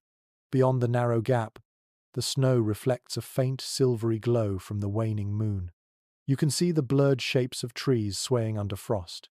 A shadow moves briefly, quick and low, then vanishes into the white. Maybe a fox, maybe something larger. You stay still. The silence that follows is deeper than comfort. It is focus. Imagine the tension that Watcher must have felt. Every rustle of leaves, every crack of ice a possible danger. The human ear became a finely tuned instrument, capable of sorting sounds even in darkness. Those who guarded the entrance weren't just sentinels. They were part of the night's architecture. Their alertness allowed the rest of the group to surrender fully to sleep. That fragile trust might be humanity's oldest bond. There's a curious finding from several Upper Paleolithic sites. Clusters of footprints near cave mouths that show people pacing back and forth during the night. The prints are often from the same individuals, overlapping in loops. It seems they walked quietly, keeping circulation going, staying awake. The simple act of movement kept both body and mind from freezing. Even exhaustion had to wait its turn. You lean against the wall near the entrance and feel the faint hum of the wind through the stone. It sounds almost like a voice. Maybe that's why early people thought spirits lived outside, or that the mountains themselves could whisper warnings. The natural sounds of weather became teachers. Knowing when to wake, when to rest, when to hide, all depended on listening. Sometimes, when the wind was strong enough, they used it. Hunters placed bones or sticks at the edge of the entrance so that the gusts would rattle them. It was the first alarm system, delicate and brilliant. A sudden clatter meant movement outside. The watcher would rouse the others, and the clan would be ready before danger reached them. Archaeologists have found such bone fragments arranged in patterns that make sense only if you imagine them shaking like wind chimes. Inside, the sleepers shift softly. The fire pops once, brightening the cave just enough for you to glimpse their faces. Peaceful, unaware, perfectly still. The warmth from their bodies mixes with the scent of burned pine, creating a fragile bubble of life inside an endless cold. You realize that this balance between danger and calm defined their nights. The safety of the many depended on the wakefulness of one. The watcher's role must have been lonely, yet strangely serene. To sit by the entrance, wrapped in fur, gazing into darkness, waiting for something that might never come. The mind, half numb from cold, begins to wander. Perhaps that solitude was also a kind of meditation. The rhythm of the wind, the slow pulse of the fire, the sound of breathing behind it could lull even a guardian into a dreamlike state. Researchers have suggested that early humans may have alternated light sleep with these vigil periods, creating a shared schedule of rest that rotated through the group. It kept everyone partly refreshed, partly alert. The result was a collective form of awareness, one that ensured no hour passed without someone awake. This pattern might be why humans today can wake so easily at sudden noises. The reflex has been honed for tens of thousands of years. You glance back at the group again. Their shapes blend together, hidden beneath layers of fur. It's almost impossible to tell where one person ends and another begins. A small child moves slightly, pressing closer to an adult's warmth. That gesture alone carries the entire logic of the species. Protect, rest, trust, repeat. Outside, another howl echoes. This time it is closer, but not threatening. The wolves are moving across the frozen plain, chasing the same herds that feed you. Their cries are not warnings, but acknowledgements, part of the same great rhythm. The watcher doesn't reach for a weapon. He only listens until the sound fades, satisfied that the danger is distant. When you return to the fire, the watcher's place feels different. The small embers near the entrance cast a gentler glow now. The cold lingers on your skin, but the warmth of the inner cave pulls you back in. You settle down again beside the others, feeling a quiet gratitude for that invisible sentinel who guarded your dreams. As your body relaxes, you think about how trust was built night after night in these caves. Trust in the one who watched. Trust in the walls that held. Trust in the fire that stayed alive even as snow piled high outside. That invisible faith might be the most ancient inheritance of all, still buried somewhere in every sleeping human heart. The cave returns to silence. The watcher stretches, eyes heavy now, and for a moment even he drifts between worlds, the line between awareness and rest dissolving. Outside, the night goes on, endless and cold, but inside the glow remains, steady and human. Morning drifts into the cave like a pale breath. The fire is only smoke now, its ashes still warm, and the scent of char lingers in the air. The clan stirs slowly, stretching under hides, blinking at the dim light creeping across the walls. Their faces are soft, not fearful, touched by a peace that comes from survival. Each one has slept, dreamed, and woken still alive. You notice how they move carefully, quietly, as though the dream world has not fully released them. For these people, dreams are not imaginary diversions. They are messages, glimpses of other realities that blend with the physical world. It is widely accepted among anthropologists that prehistoric communities viewed dreams as real experiences, not illusions. What happened in sleep mattered just as much as what occurred in daylight. The woman who tends the fire gathers ashes into a circle, whispering something under her breath. Perhaps it is gratitude for the warmth that carried them through the night. A man nearby rubs his eyes and begins to speak softly, recounting something he saw while asleep. His gestures are animated, tracing the shape of an animal in the air. Others listen, nodding slowly, their expressions curious but calm. They treat his words not as fantasy, but as report. This act, retelling the contents of dreams, was likely a ritual repeated every morning. It allowed the group to interpret their inner worlds collectively. One person might describe chasing a reindeer through snow, another falling into dark water, another flying above mountains. These weren't just stories, they were signs. Dreams might foretell weather, warn of danger, or bless a hunt. Early humans built entire cosmologies from what their minds conjured at rest. You can imagine it clearly now. The dreamers speaking by the fading fire, their voices low and rhythmic, their hands drawing invisible shapes in the air. The smoke curls upward, connecting their breath to the cave ceiling, to the unseen world beyond. Maybe they believed that dreams rose into that smoke and lingered there, waiting to return another night. An intriguing clue found in painted caves supports this idea. Some of the most vivid animal depictions appear in chambers where sleeping and dreaming likely took place. Scholars have long debated whether those paintings were created after dreams, as attempts to capture visions seen in sleep. It's possible the artists used the walls not only as decoration but as memory, the first human attempt to record the dreamscape. You close your eyes and try to imagine what they saw.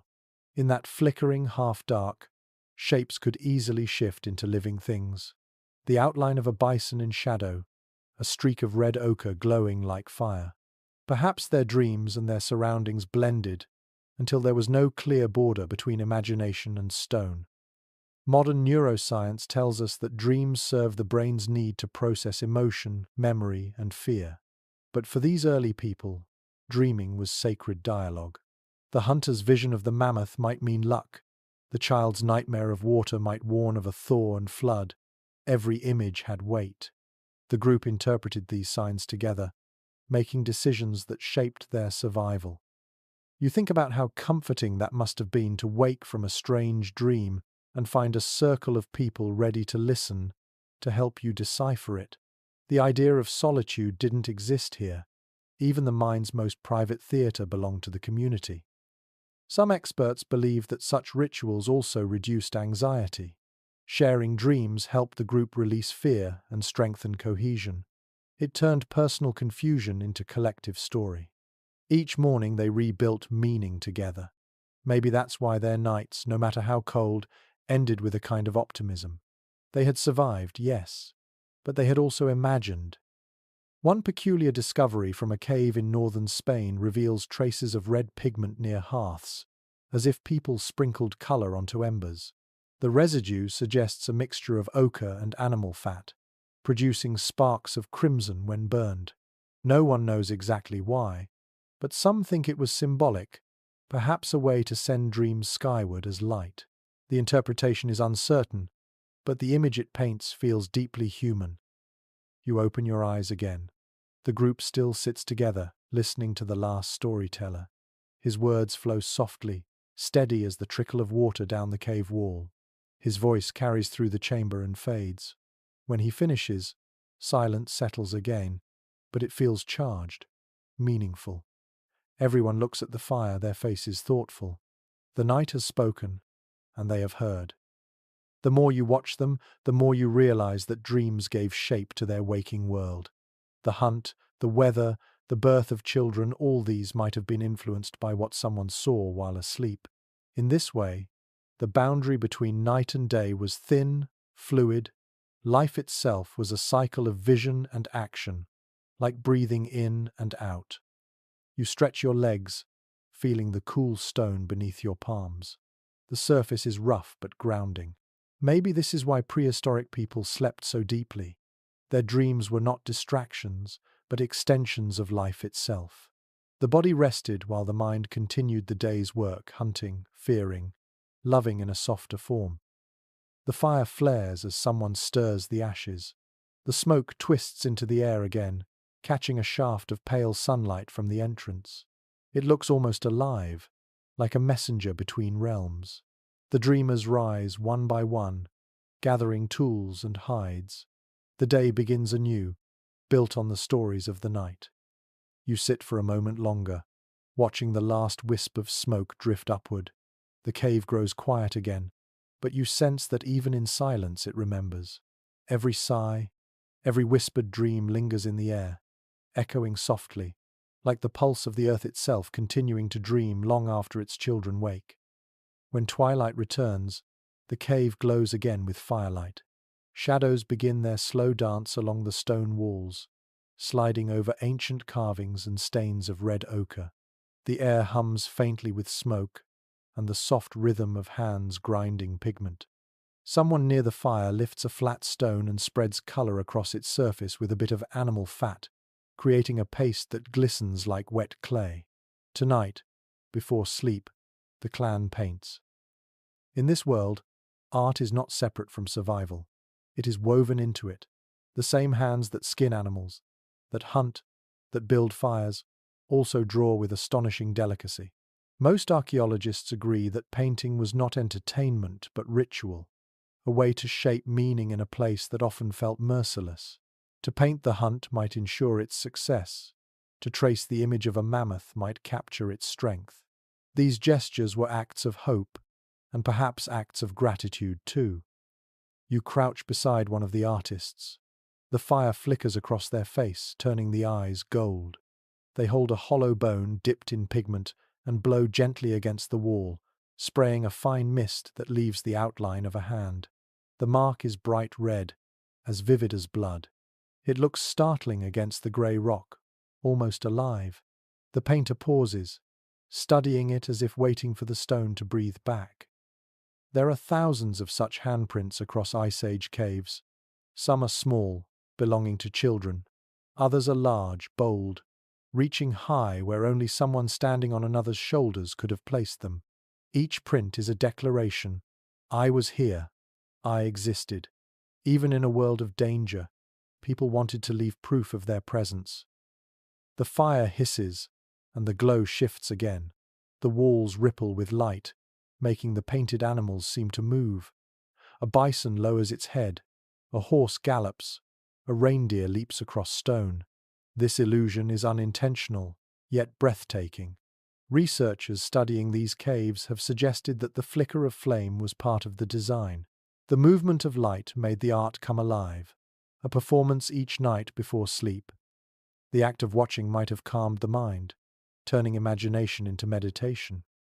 You glance at the group gathered near the painter. They watch silently, breathing slow. A child rests against their mother's arm, eyes wide.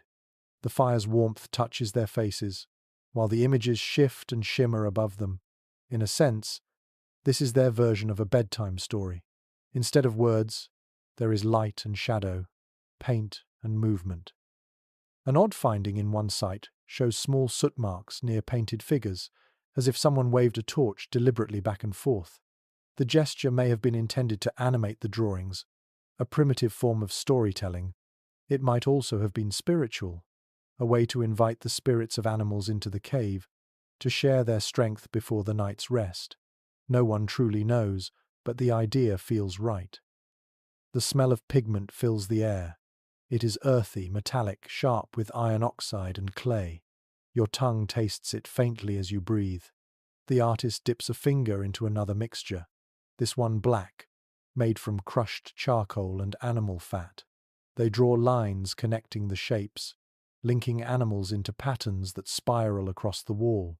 It is a language of motion and memory, one that speaks directly to the senses. Most researchers agree that painting at night had practical reasons too. Daylight rarely reached deep into caves, but firelight allowed control over shadows and intensity. The interplay between flame and pigment gave the images depth, almost texture. Watching these creations in motion could have prepared the mind for dreams, easing the transition between consciousness and imagination. You move your hand across the cool wall. The stone holds warmth from the fire only near its surface. Beneath, it is cold, eternal. The contrast between warmth and chill feels almost symbolic, as if the wall itself were a boundary between the living and the spirit world. Some experts think this idea shaped why they painted deep inside caves rather than at the entrance.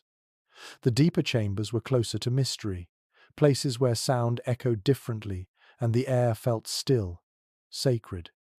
The painter finishes another line and sits back, breathing hard. The color glows wetly for a moment before darkening as it dries. The group murmurs softly, admiring the new figure. Then, one by one, they settle into their bedding again. The act of painting has quieted them, as though the ritual drained the day's remaining energy.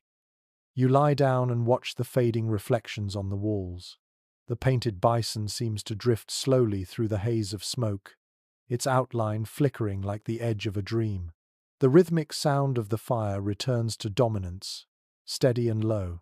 Someone coughs gently, another person sighs. The night folds over the group like a thick blanket. Perhaps the reason they slept so well was that their minds were emptied of fear by creation. Making something beautiful out of dust and fat might have been the purest form of peace. It gave the illusion of control in a world that otherwise offered none. That sense of harmony between work and rest, between body and imagination, may have been the foundation of human resilience. As your eyes close, you picture yourself tracing a line of paint along the rock. Your breath mingles with the smell of pigment and smoke. The wall seems to pulse faintly, as if alive with the dreams of all who ever slept here. Outside, the wind hums through the valley.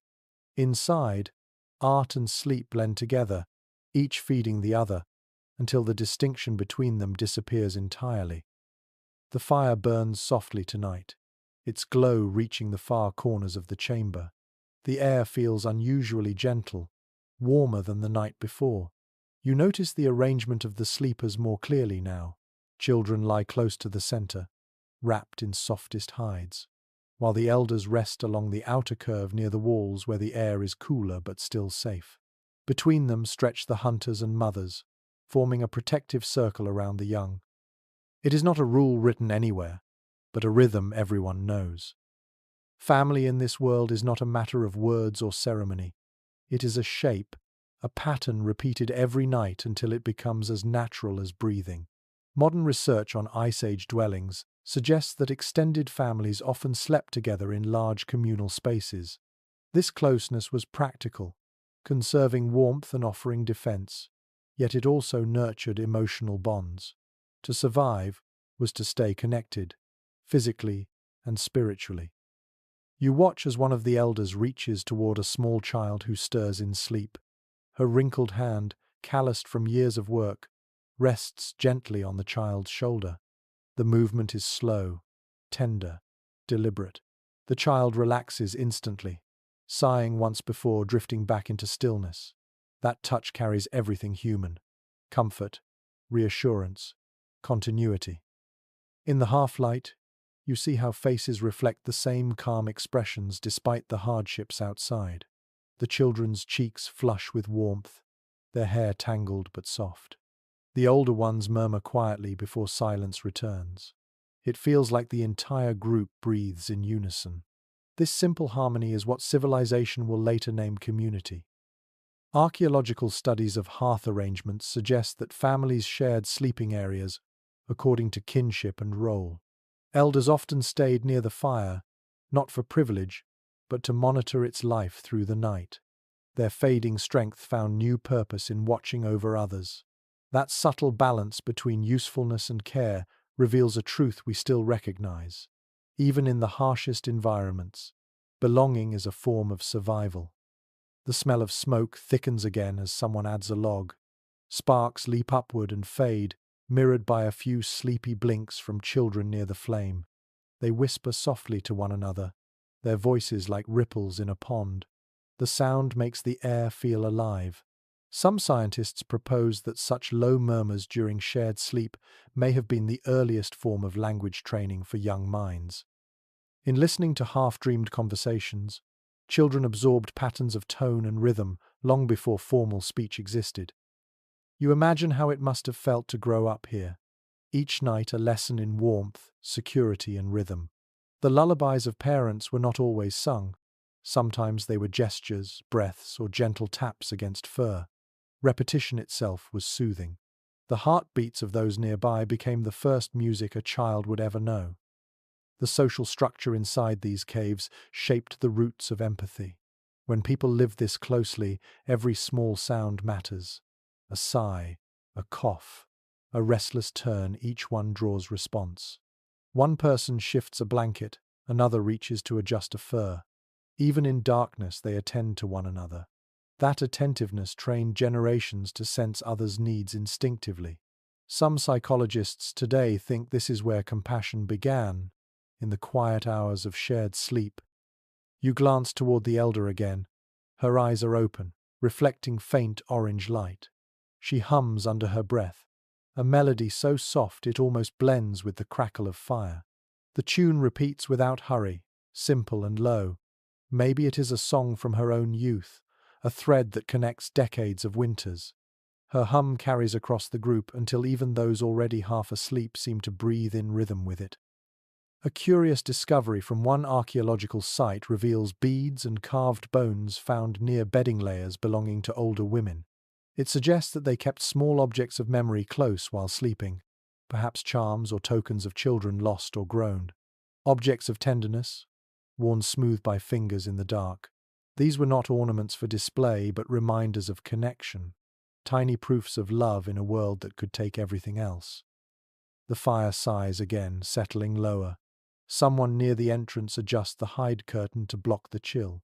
The gesture wakes a few others briefly, but they soon settle again. The group's formation holds steady, a living sculpture of protection. You can almost feel the warmth radiating through the shared space, thick and steady like a heartbeat that belongs to everyone at once. There is something profoundly human about this arrangement. The very shape of it, elders guarding the fire, parents in the middle, children in the heart, has echoed through all eras. The tents of nomads, the longhouses of early farmers, the small apartments of cities all mimic the same principle: safety through nearness. In this simple pattern, comfort finds its purest form. You let your gaze drift upward to the dark ceiling. Soot stains trace faint spirals where smoke has escaped for years. The air hums quietly, alive with the memory of voices and breathing. The scent of cooked meat lingers faintly, mixed with pine and ash. You close your eyes and imagine the weight of those layers of sound and smell pressing gently on your senses. Perhaps this closeness explains why they slept so deeply. Each heartbeat reinforced another, creating a chorus of reassurance. Even fear, that most primal companion, lost its edge when shared among many. The collective warmth and rhythm became a barrier stronger than any wall. The child stirs again, turning toward the elder's side. A small hand finds hers in the dark. She squeezes gently without a word. That touch, fragile and timeless, bridges generations. It reminds you that comfort does not come from walls or fire alone. It comes from proximity, from the shared promise that you are never alone in the dark. The fire glows a last time, steady and red. Before dimming, the hum fades into silence. The circle of sleepers remains unbroken, a living symbol of connection. You close your eyes, feeling that same warmth reach across time. For a few quiet moments, it feels as though the entire human story rests beside you, breathing softly in the dark. Outside, the winter deepens beyond anything you have yet felt. Snow falls so heavily that it muffles the world, softening even the echo of wind. The air holds no scent, no movement, only white silence pressing against the mountain. Inside the cave, the fire burns brighter than usual, its glow the only defiance against the cold. Tonight, the people face a test that will stretch the limits of endurance. The storm has raged for days. The entrance is nearly sealed by snow, leaving just a narrow vent through which smoke escapes. The light that filters through it is faint and grey. Yet inside, the clan works with quiet precision. This is not their first great winter, and their knowledge has been shaped by generations of survival. Archaeological evidence from deep cave settlements shows adaptations made to withstand extreme cold. Stones arranged to reflect heat inward, animal hides stretched over openings, and narrow corridors chosen to trap warmth. Each decision was a masterpiece of instinctive engineering. You watch as the group reinforces the hide that seals the entrance, securing it with heavy bones. Others drag pieces of wood closer to the fire, feeding it in short intervals to maintain an even burn. The heat rises, meeting the cool air that leaks from outside, forming a mist that hangs just above your head.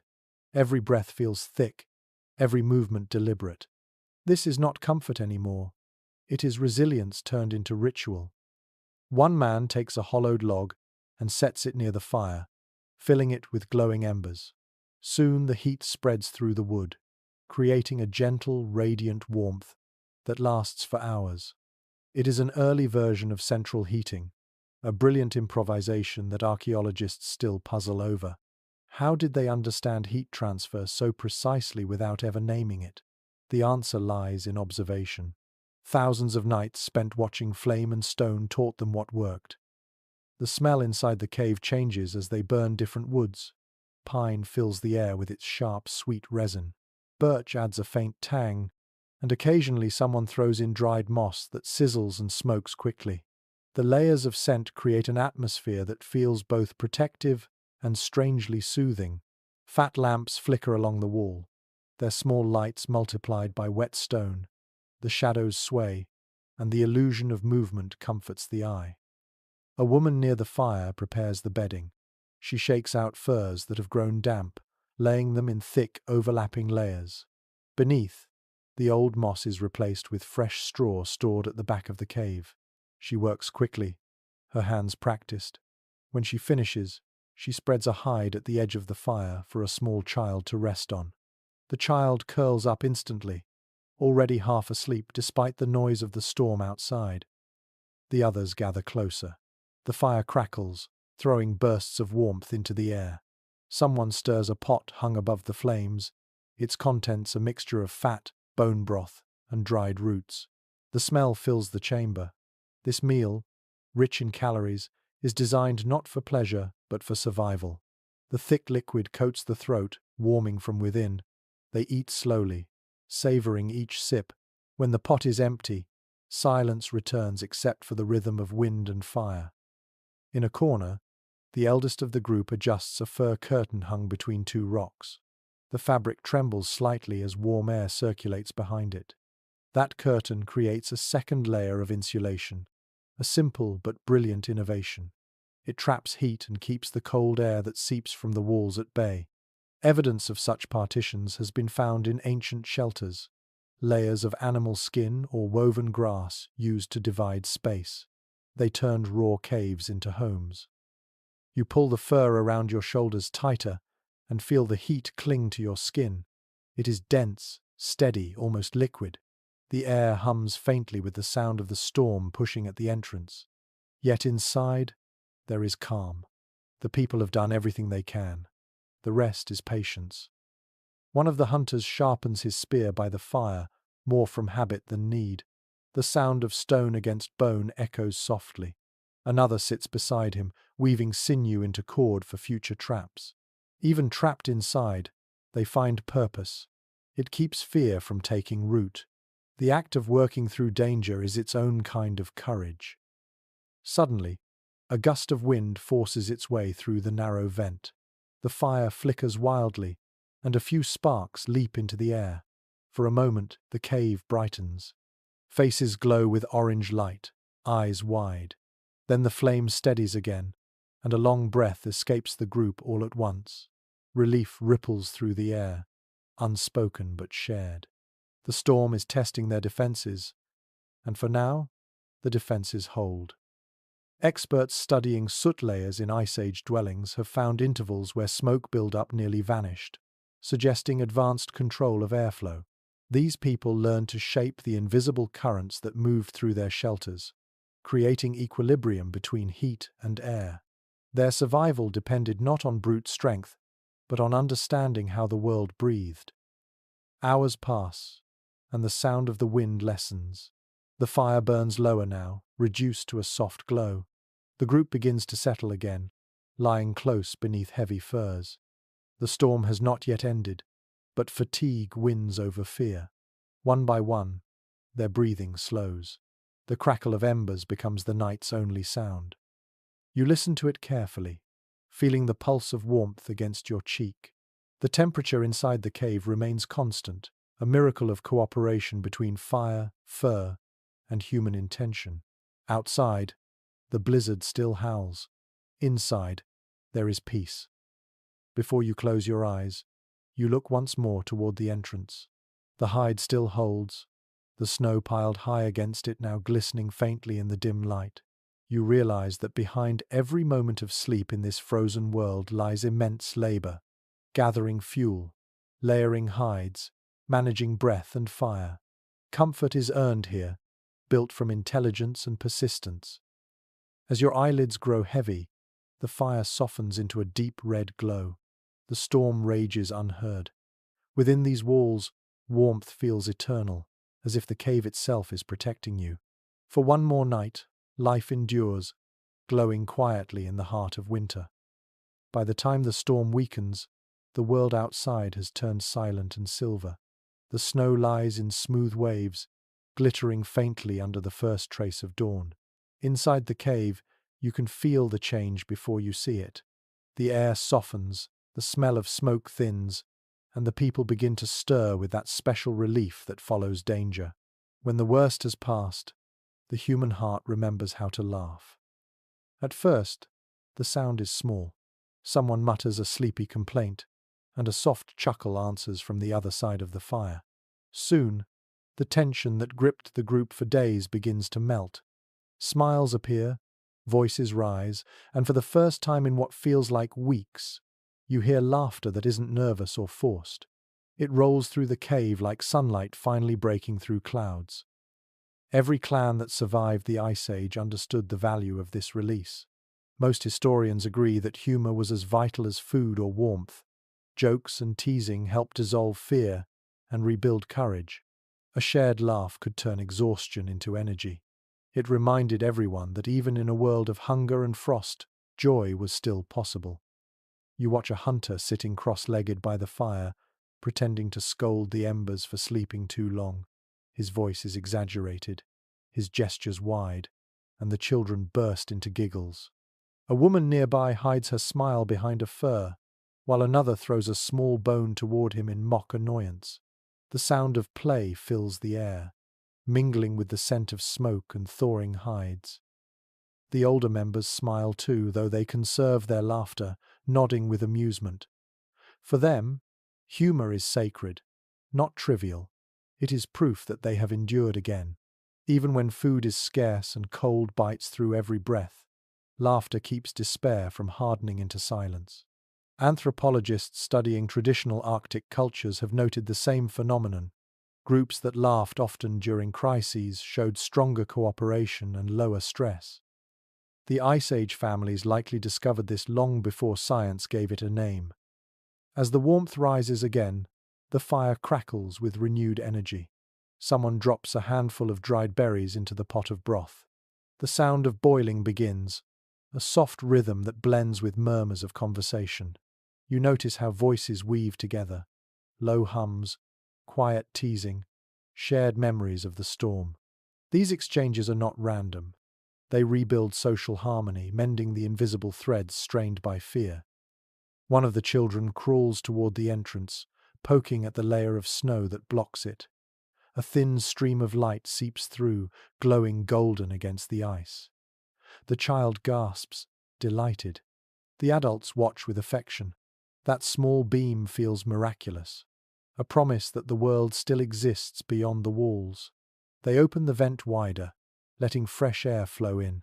The scent of pine returns, crisp and alive. You can almost taste relief in the air. It smells like melting frost, like animal fat cooling after the fire, like clean breath. People stretch and move about, adjusting their layers, checking supplies.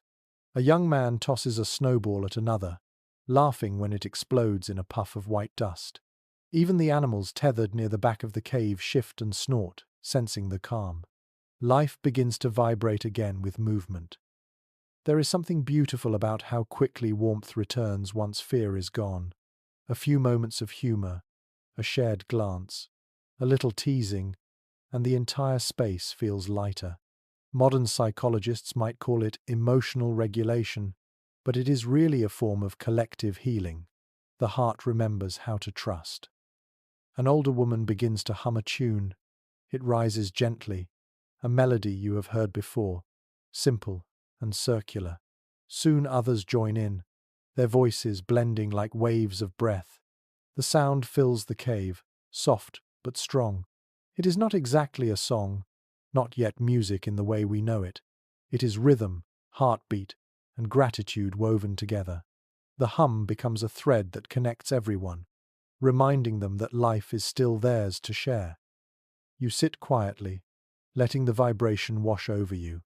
It seems to enter the very stone. Perhaps this is what the first songs were, warmth translated into sound. No words, no instruments, just the body echoing its relief. Music, in its earliest form, was therapy against the cold.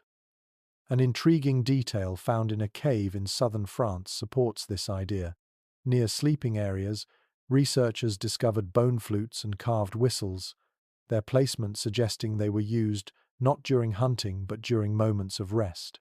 The tones they produced were soft, calming, and perfectly tuned to the echo of stone walls. These instruments might have been used after hardship, helping the mind transition from fear to tranquility. The group eats together, sharing what remains of the broth. They speak of simple things, how the wind sounded last night, how the hides held firm, how much snow must now lie outside. Their words are gentle, rhythmic, easy. This is what safety feels like. One child, restless, begins to draw lines in the ash with a stick. The shapes are circles, animals, maybe faces. A few others join in, turning the soot-covered floor into a temporary playground. Their laughter bounces off the stone, bright and echoing. Even the oldest members watch, smiling quietly. They know how precious this noise is. It means the night has passed, and the tribe has endured. As the fire burns lower, a soft light filters through the entrance again. The storm has stopped. Outside, the snow glows blue and white beneath the sky. The youngest runs forward, squealing at the sight, while others follow more slowly, blinking at the brilliance. For a moment, the cave fills with the sound of footsteps crunching on snow and laughter bursting into the open air. You stay by the fire, feeling warmth on your hands. Around you, the walls gleam faintly in the morning glow. The storm has taken much, but it has also given something back. The reminder that love and humor, even in the harshest times, are the strongest shelters of all.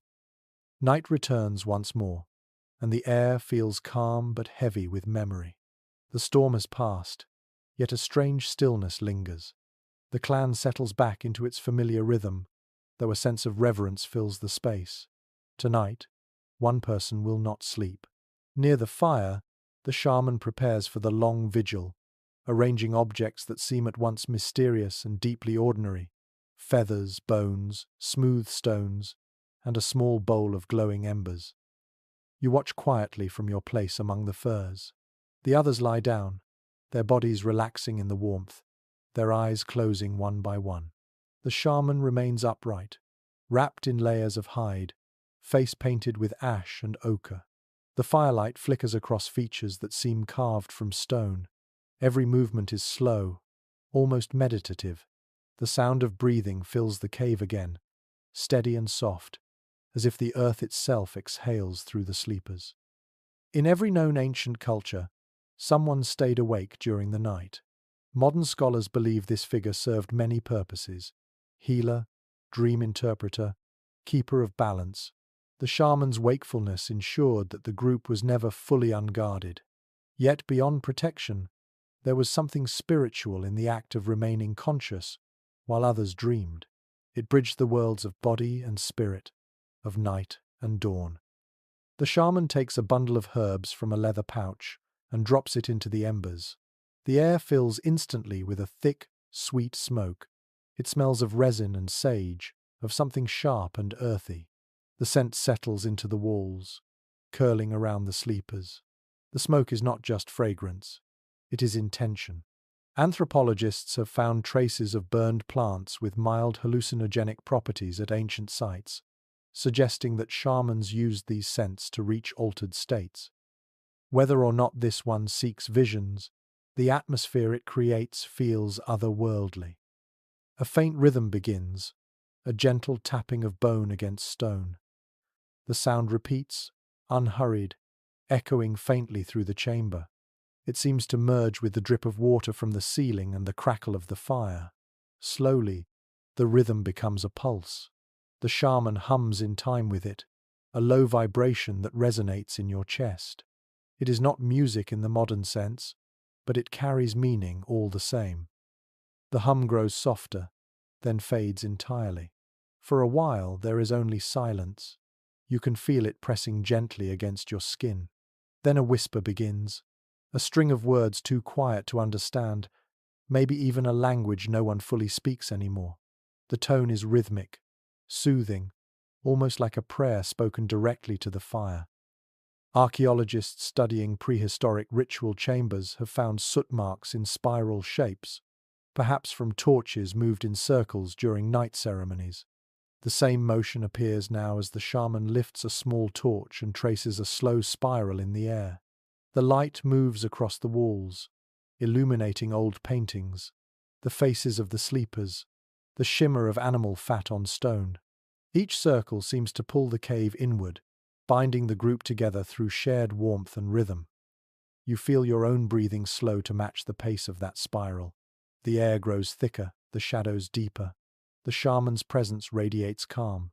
This is not performance but purpose.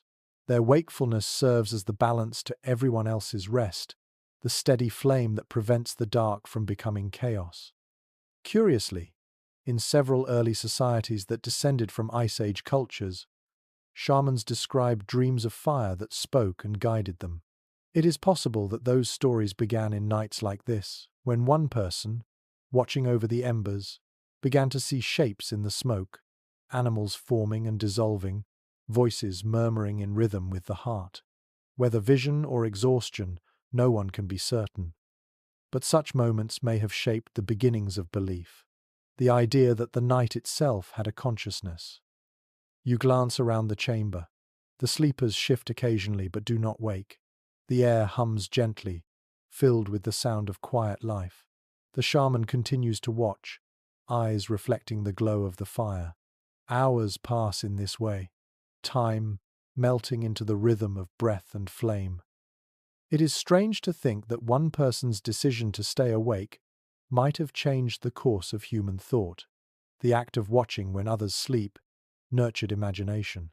The lonely silence forced the mind to invent meaning. Perhaps that is where stories of gods, ancestors, and spirits first emerged.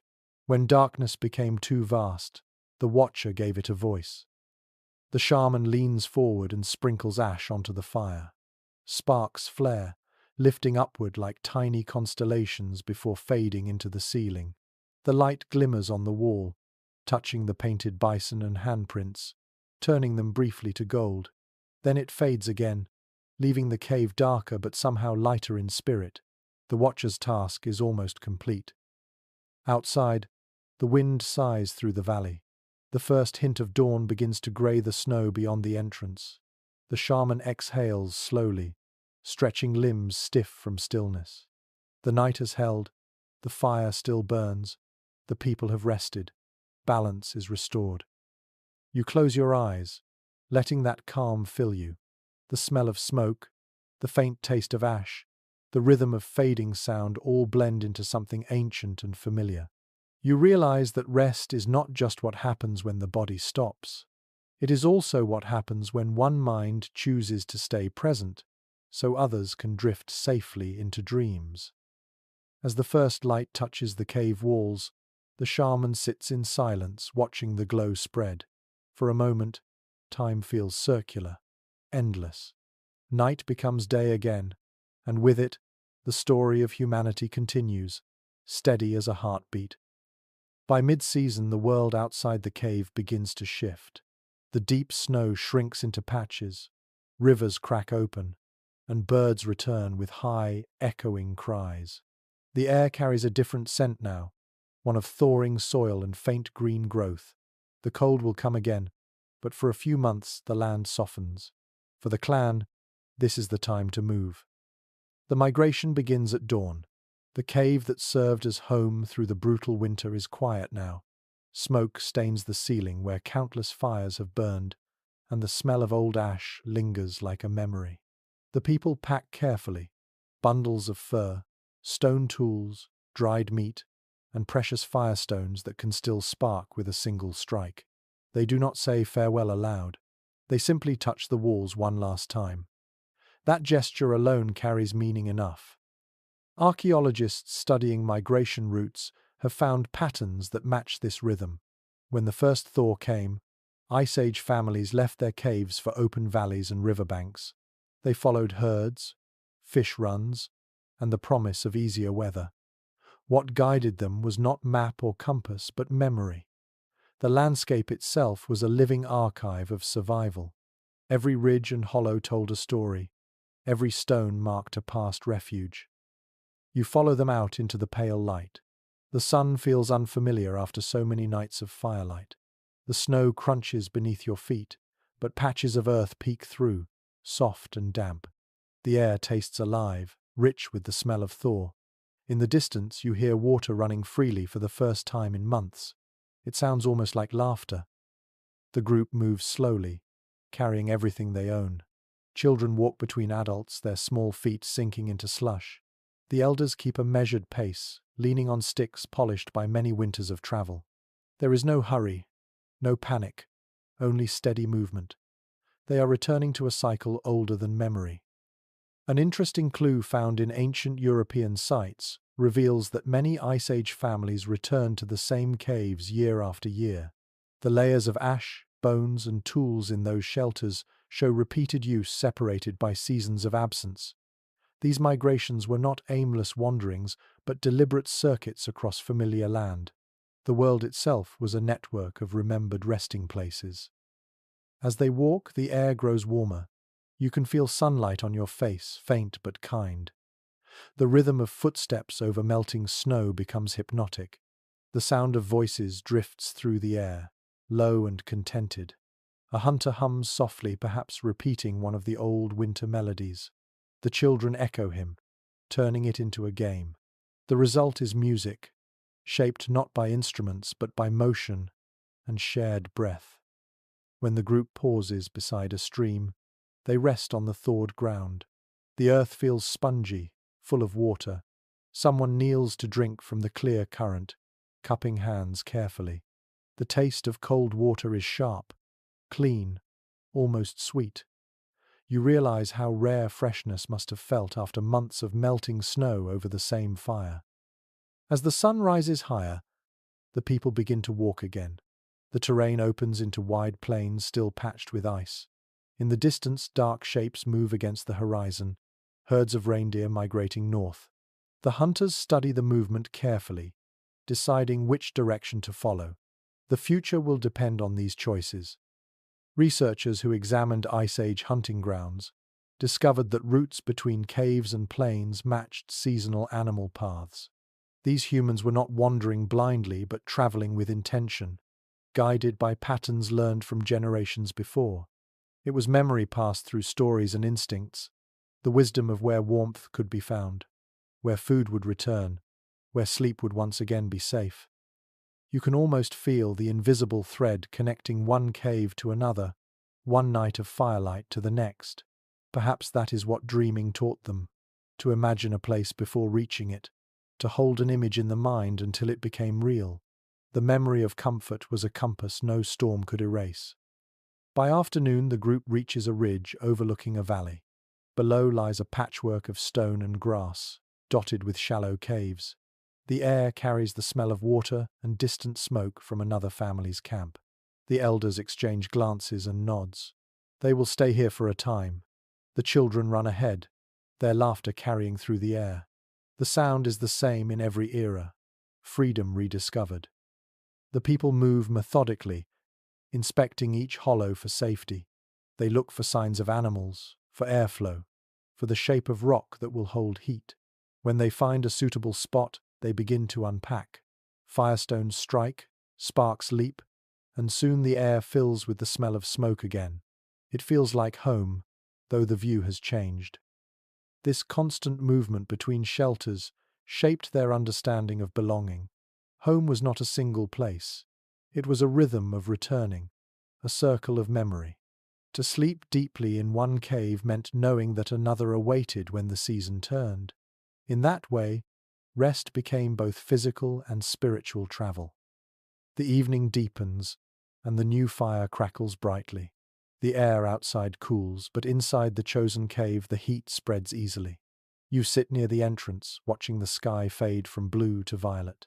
The herd still moves across the horizon, shimmering like ghosts of gold and silver. Behind you, the group begins its familiar preparations for sleep, arranging furs, stacking wood, murmuring softly.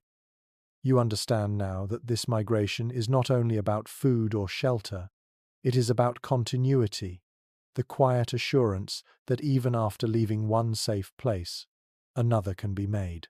The dream of warmth carries forward, linking winter to spring, cave to cave, generation to generation. As the stars brighten above, you close your eyes and listen to the fire's first song in this new home. The sound is the same, the warmth unchanged. The earth cradles its travelers once again, and the memory of every cave they have ever known glows faintly inside the flame.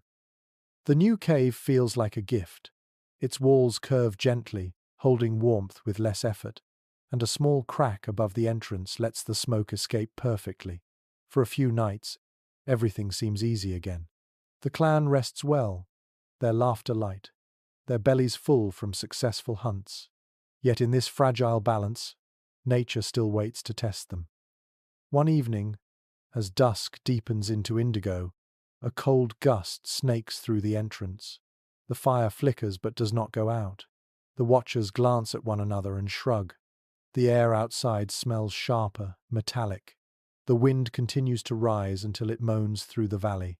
Someone feeds the fire, but the flames hesitate as if uncertain.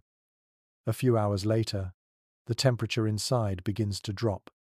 The children stir under furs, pressing closer to their mothers. The adults add more wood, then more again, but the warmth fails to hold. The draft that usually keeps the air clean now pulls heat away.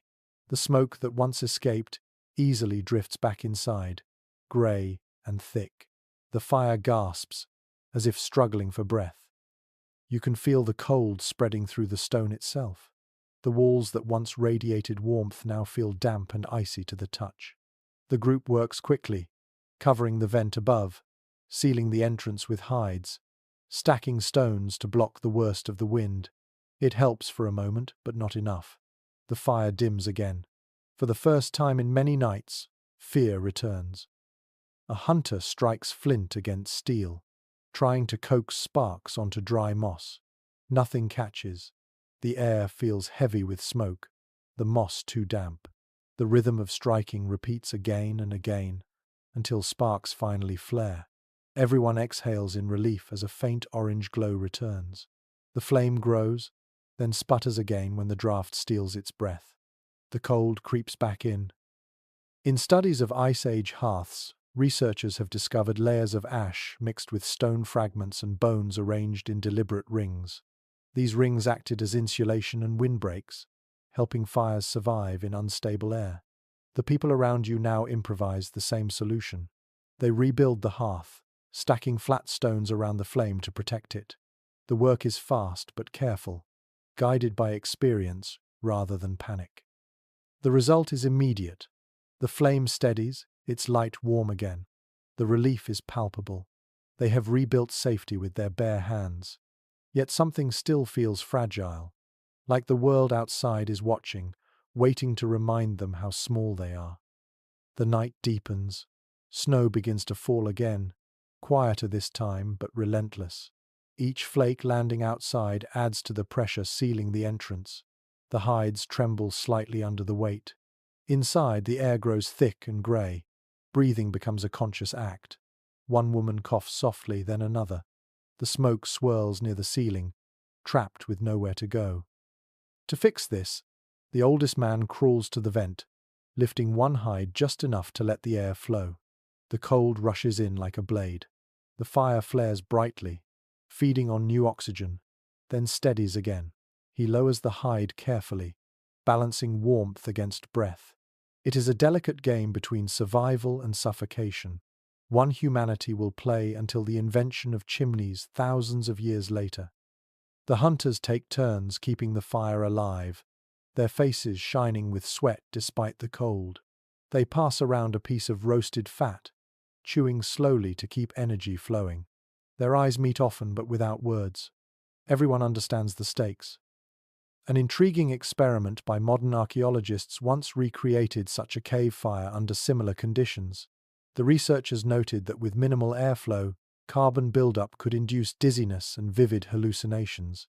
You wonder if those same sensations visited your Ice Age kin. Perhaps they saw shapes forming in the smoke or felt the air hum with presence. Maybe the line between fear and vision blurred again, as it often does in darkness. The fire steadies at last, burning low but constant. The clan gathers close, wrapping in every remaining hide. Children sleep between adults, their small faces half buried in fur. The smell of smoke clings to everything, thick but oddly comforting. The worst has passed for now. Outside, the snow continues to fall. It muffles the world so completely that the night feels timeless, detached from everything except the faint crackle of the fire. Inside, you sense a quiet resilience. These people are learning what even the strongest creatures must learn. Sometimes, survival is not about strength but about endurance and adaptation. Hours later, the storm fades. The air in the cave clears slowly, revealing soot-blackened walls and tired faces. The people move gently, cautious but relieved. Someone feeds the fire one last time before lying down again. The warmth now feels richer, earned through effort. You rest your hand on the stone beside you. It radiates faint heat again, proof that balance has returned. The walls, once cold and hostile, begin to glow faintly in the light. They have become familiar once more, transformed from obstacle into ally. In that moment, you understand what kept these early people alive through every cruel season.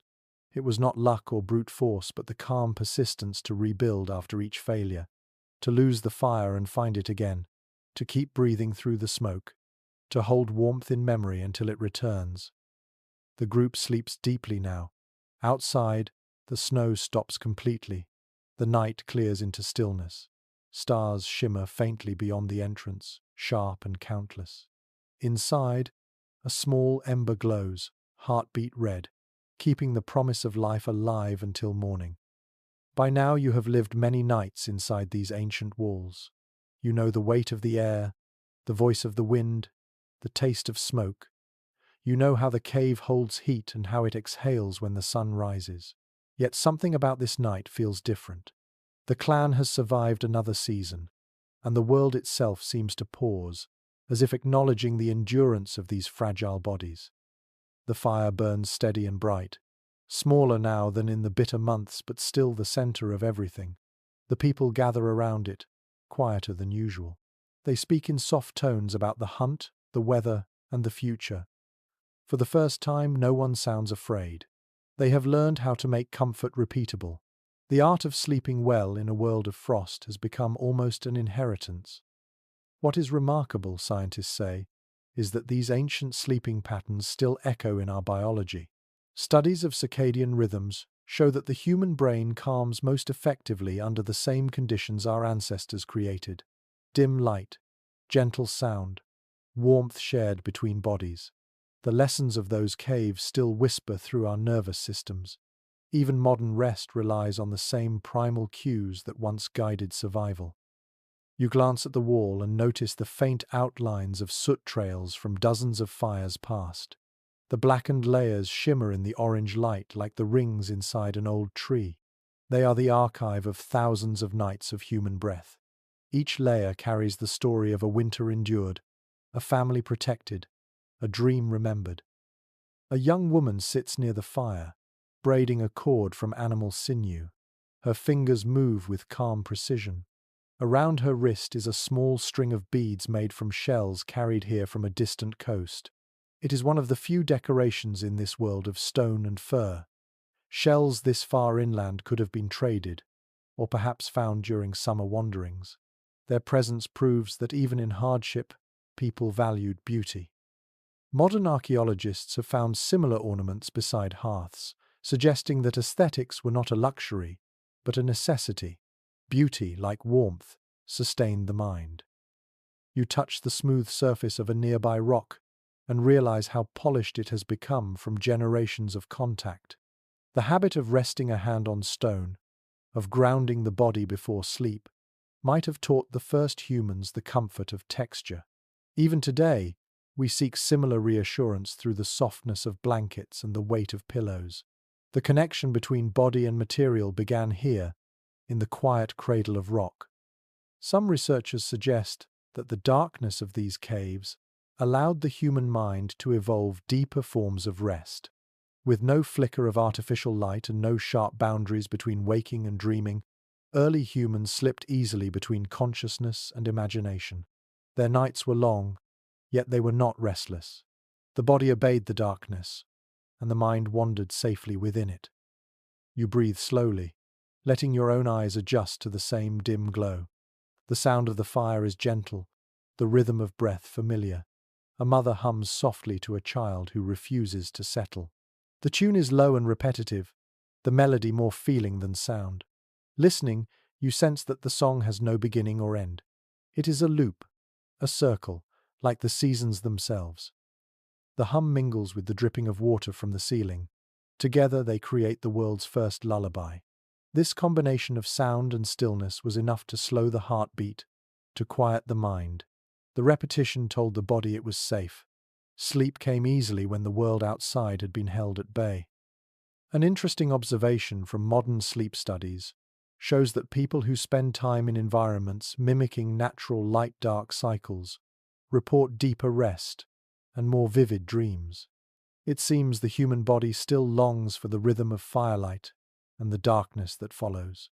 The artificial brightness of our age has not erased the echo of those caves. It merely buries it. As you sit there, you imagine the first moment a prehistoric person woke and watched the fire dim, realizing they had slept through the night without fear. That recognition must have felt profound, almost holy. Safety was not permanent, but it was possible. To wake warm, surrounded by familiar faces, was to know that life could be more than struggle. It could contain moments of peace. You look at the people around you now. Their breathing is slow, their faces peaceful. The fire paints their cheeks gold. The children's small hands rest open, fingers curled loosely as if they hold invisible dreams. The elders sleep sitting upright, heads tilted slightly forward, expressions serene. This tableau feels timeless. If you stepped away, centuries could pass, and nothing here would change. Perhaps this is what our modern world has forgotten.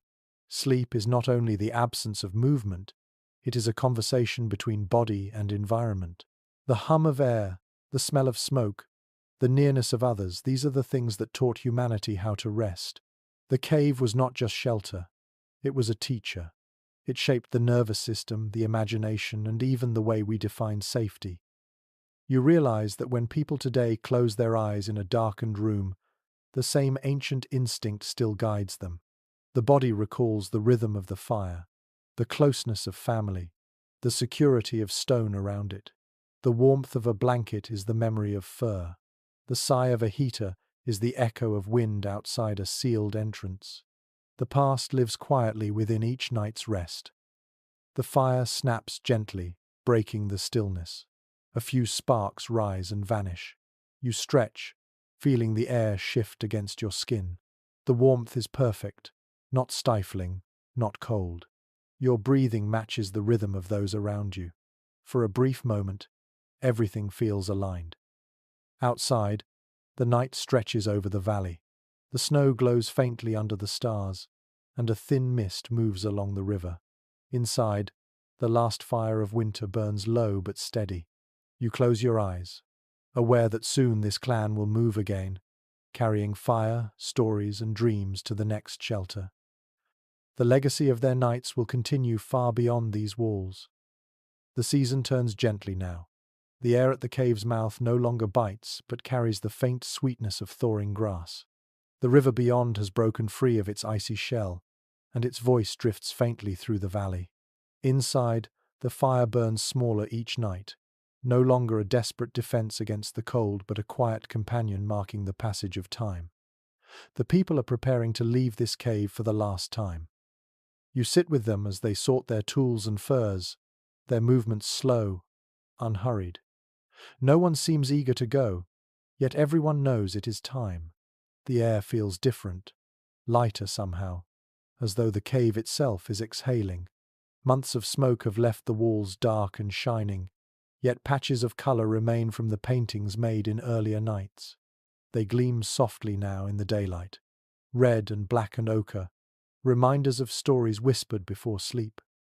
The youngest child laughs near the entrance, delighted by the first moth of the season fluttering in the light. Others smile at the sound. For the clan, laughter and birdsong mean survival has succeeded. There is food enough, warmth enough, and the promise of more beyond the valley.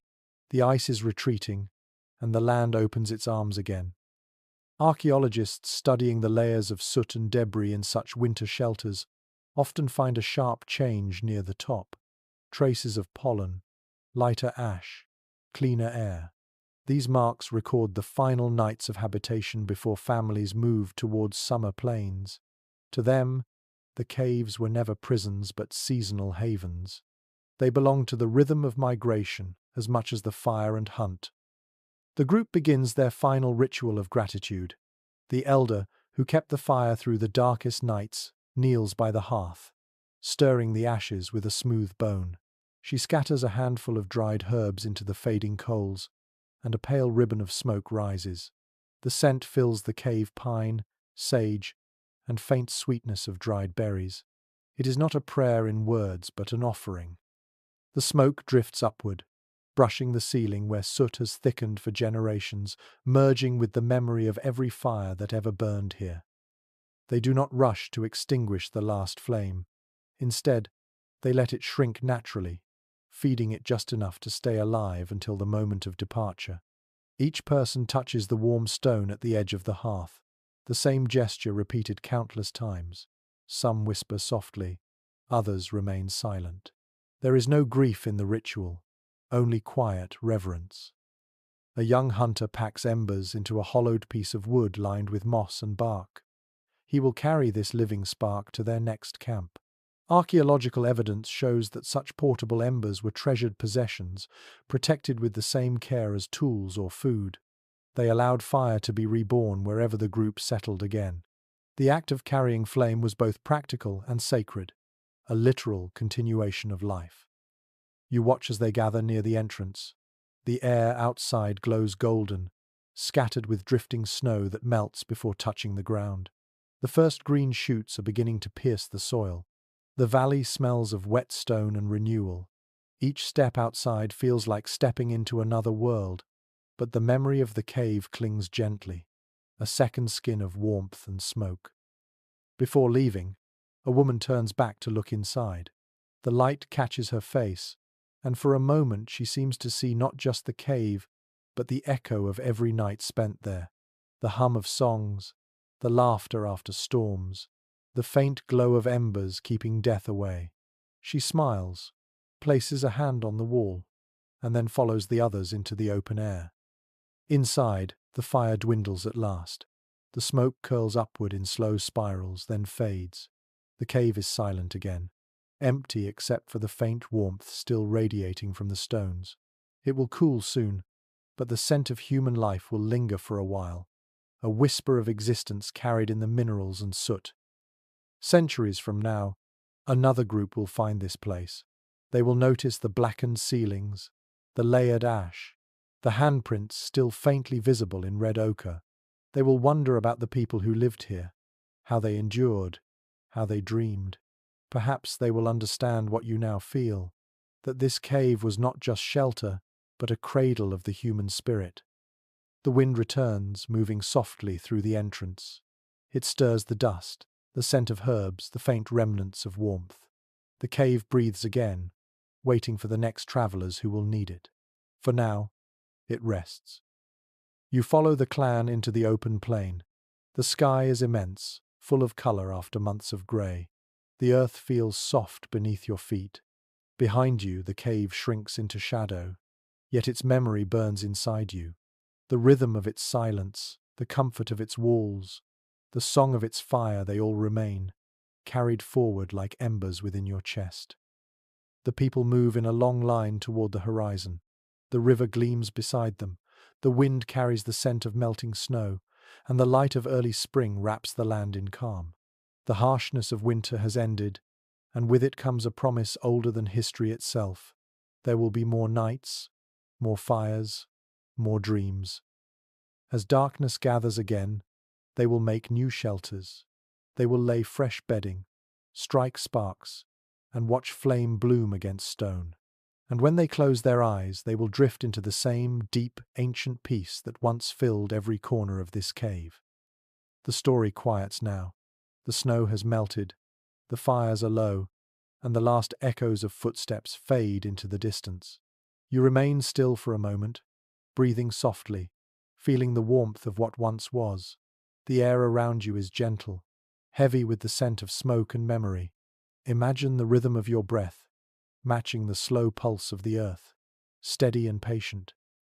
Let your thoughts soften, as if sinking back into the same silence that once wrapped those ancient sleepers. Picture the cave behind your eyelids, the flicker of its light dimming until only warmth remains. The cold cannot reach you here. The wind outside is calm. The night is safe. If you listen closely, you might still hear the murmur of their voices, faint as water beneath ice. They whisper the same promise that carried them through every winter. Rest now, for the world will wait. The fire fades completely. The stars brighten. The air grows still. Let the quiet settle around you and drift with it, gently and slowly, into the deep, timeless sleep that has always belonged to humankind. Sweet dreams.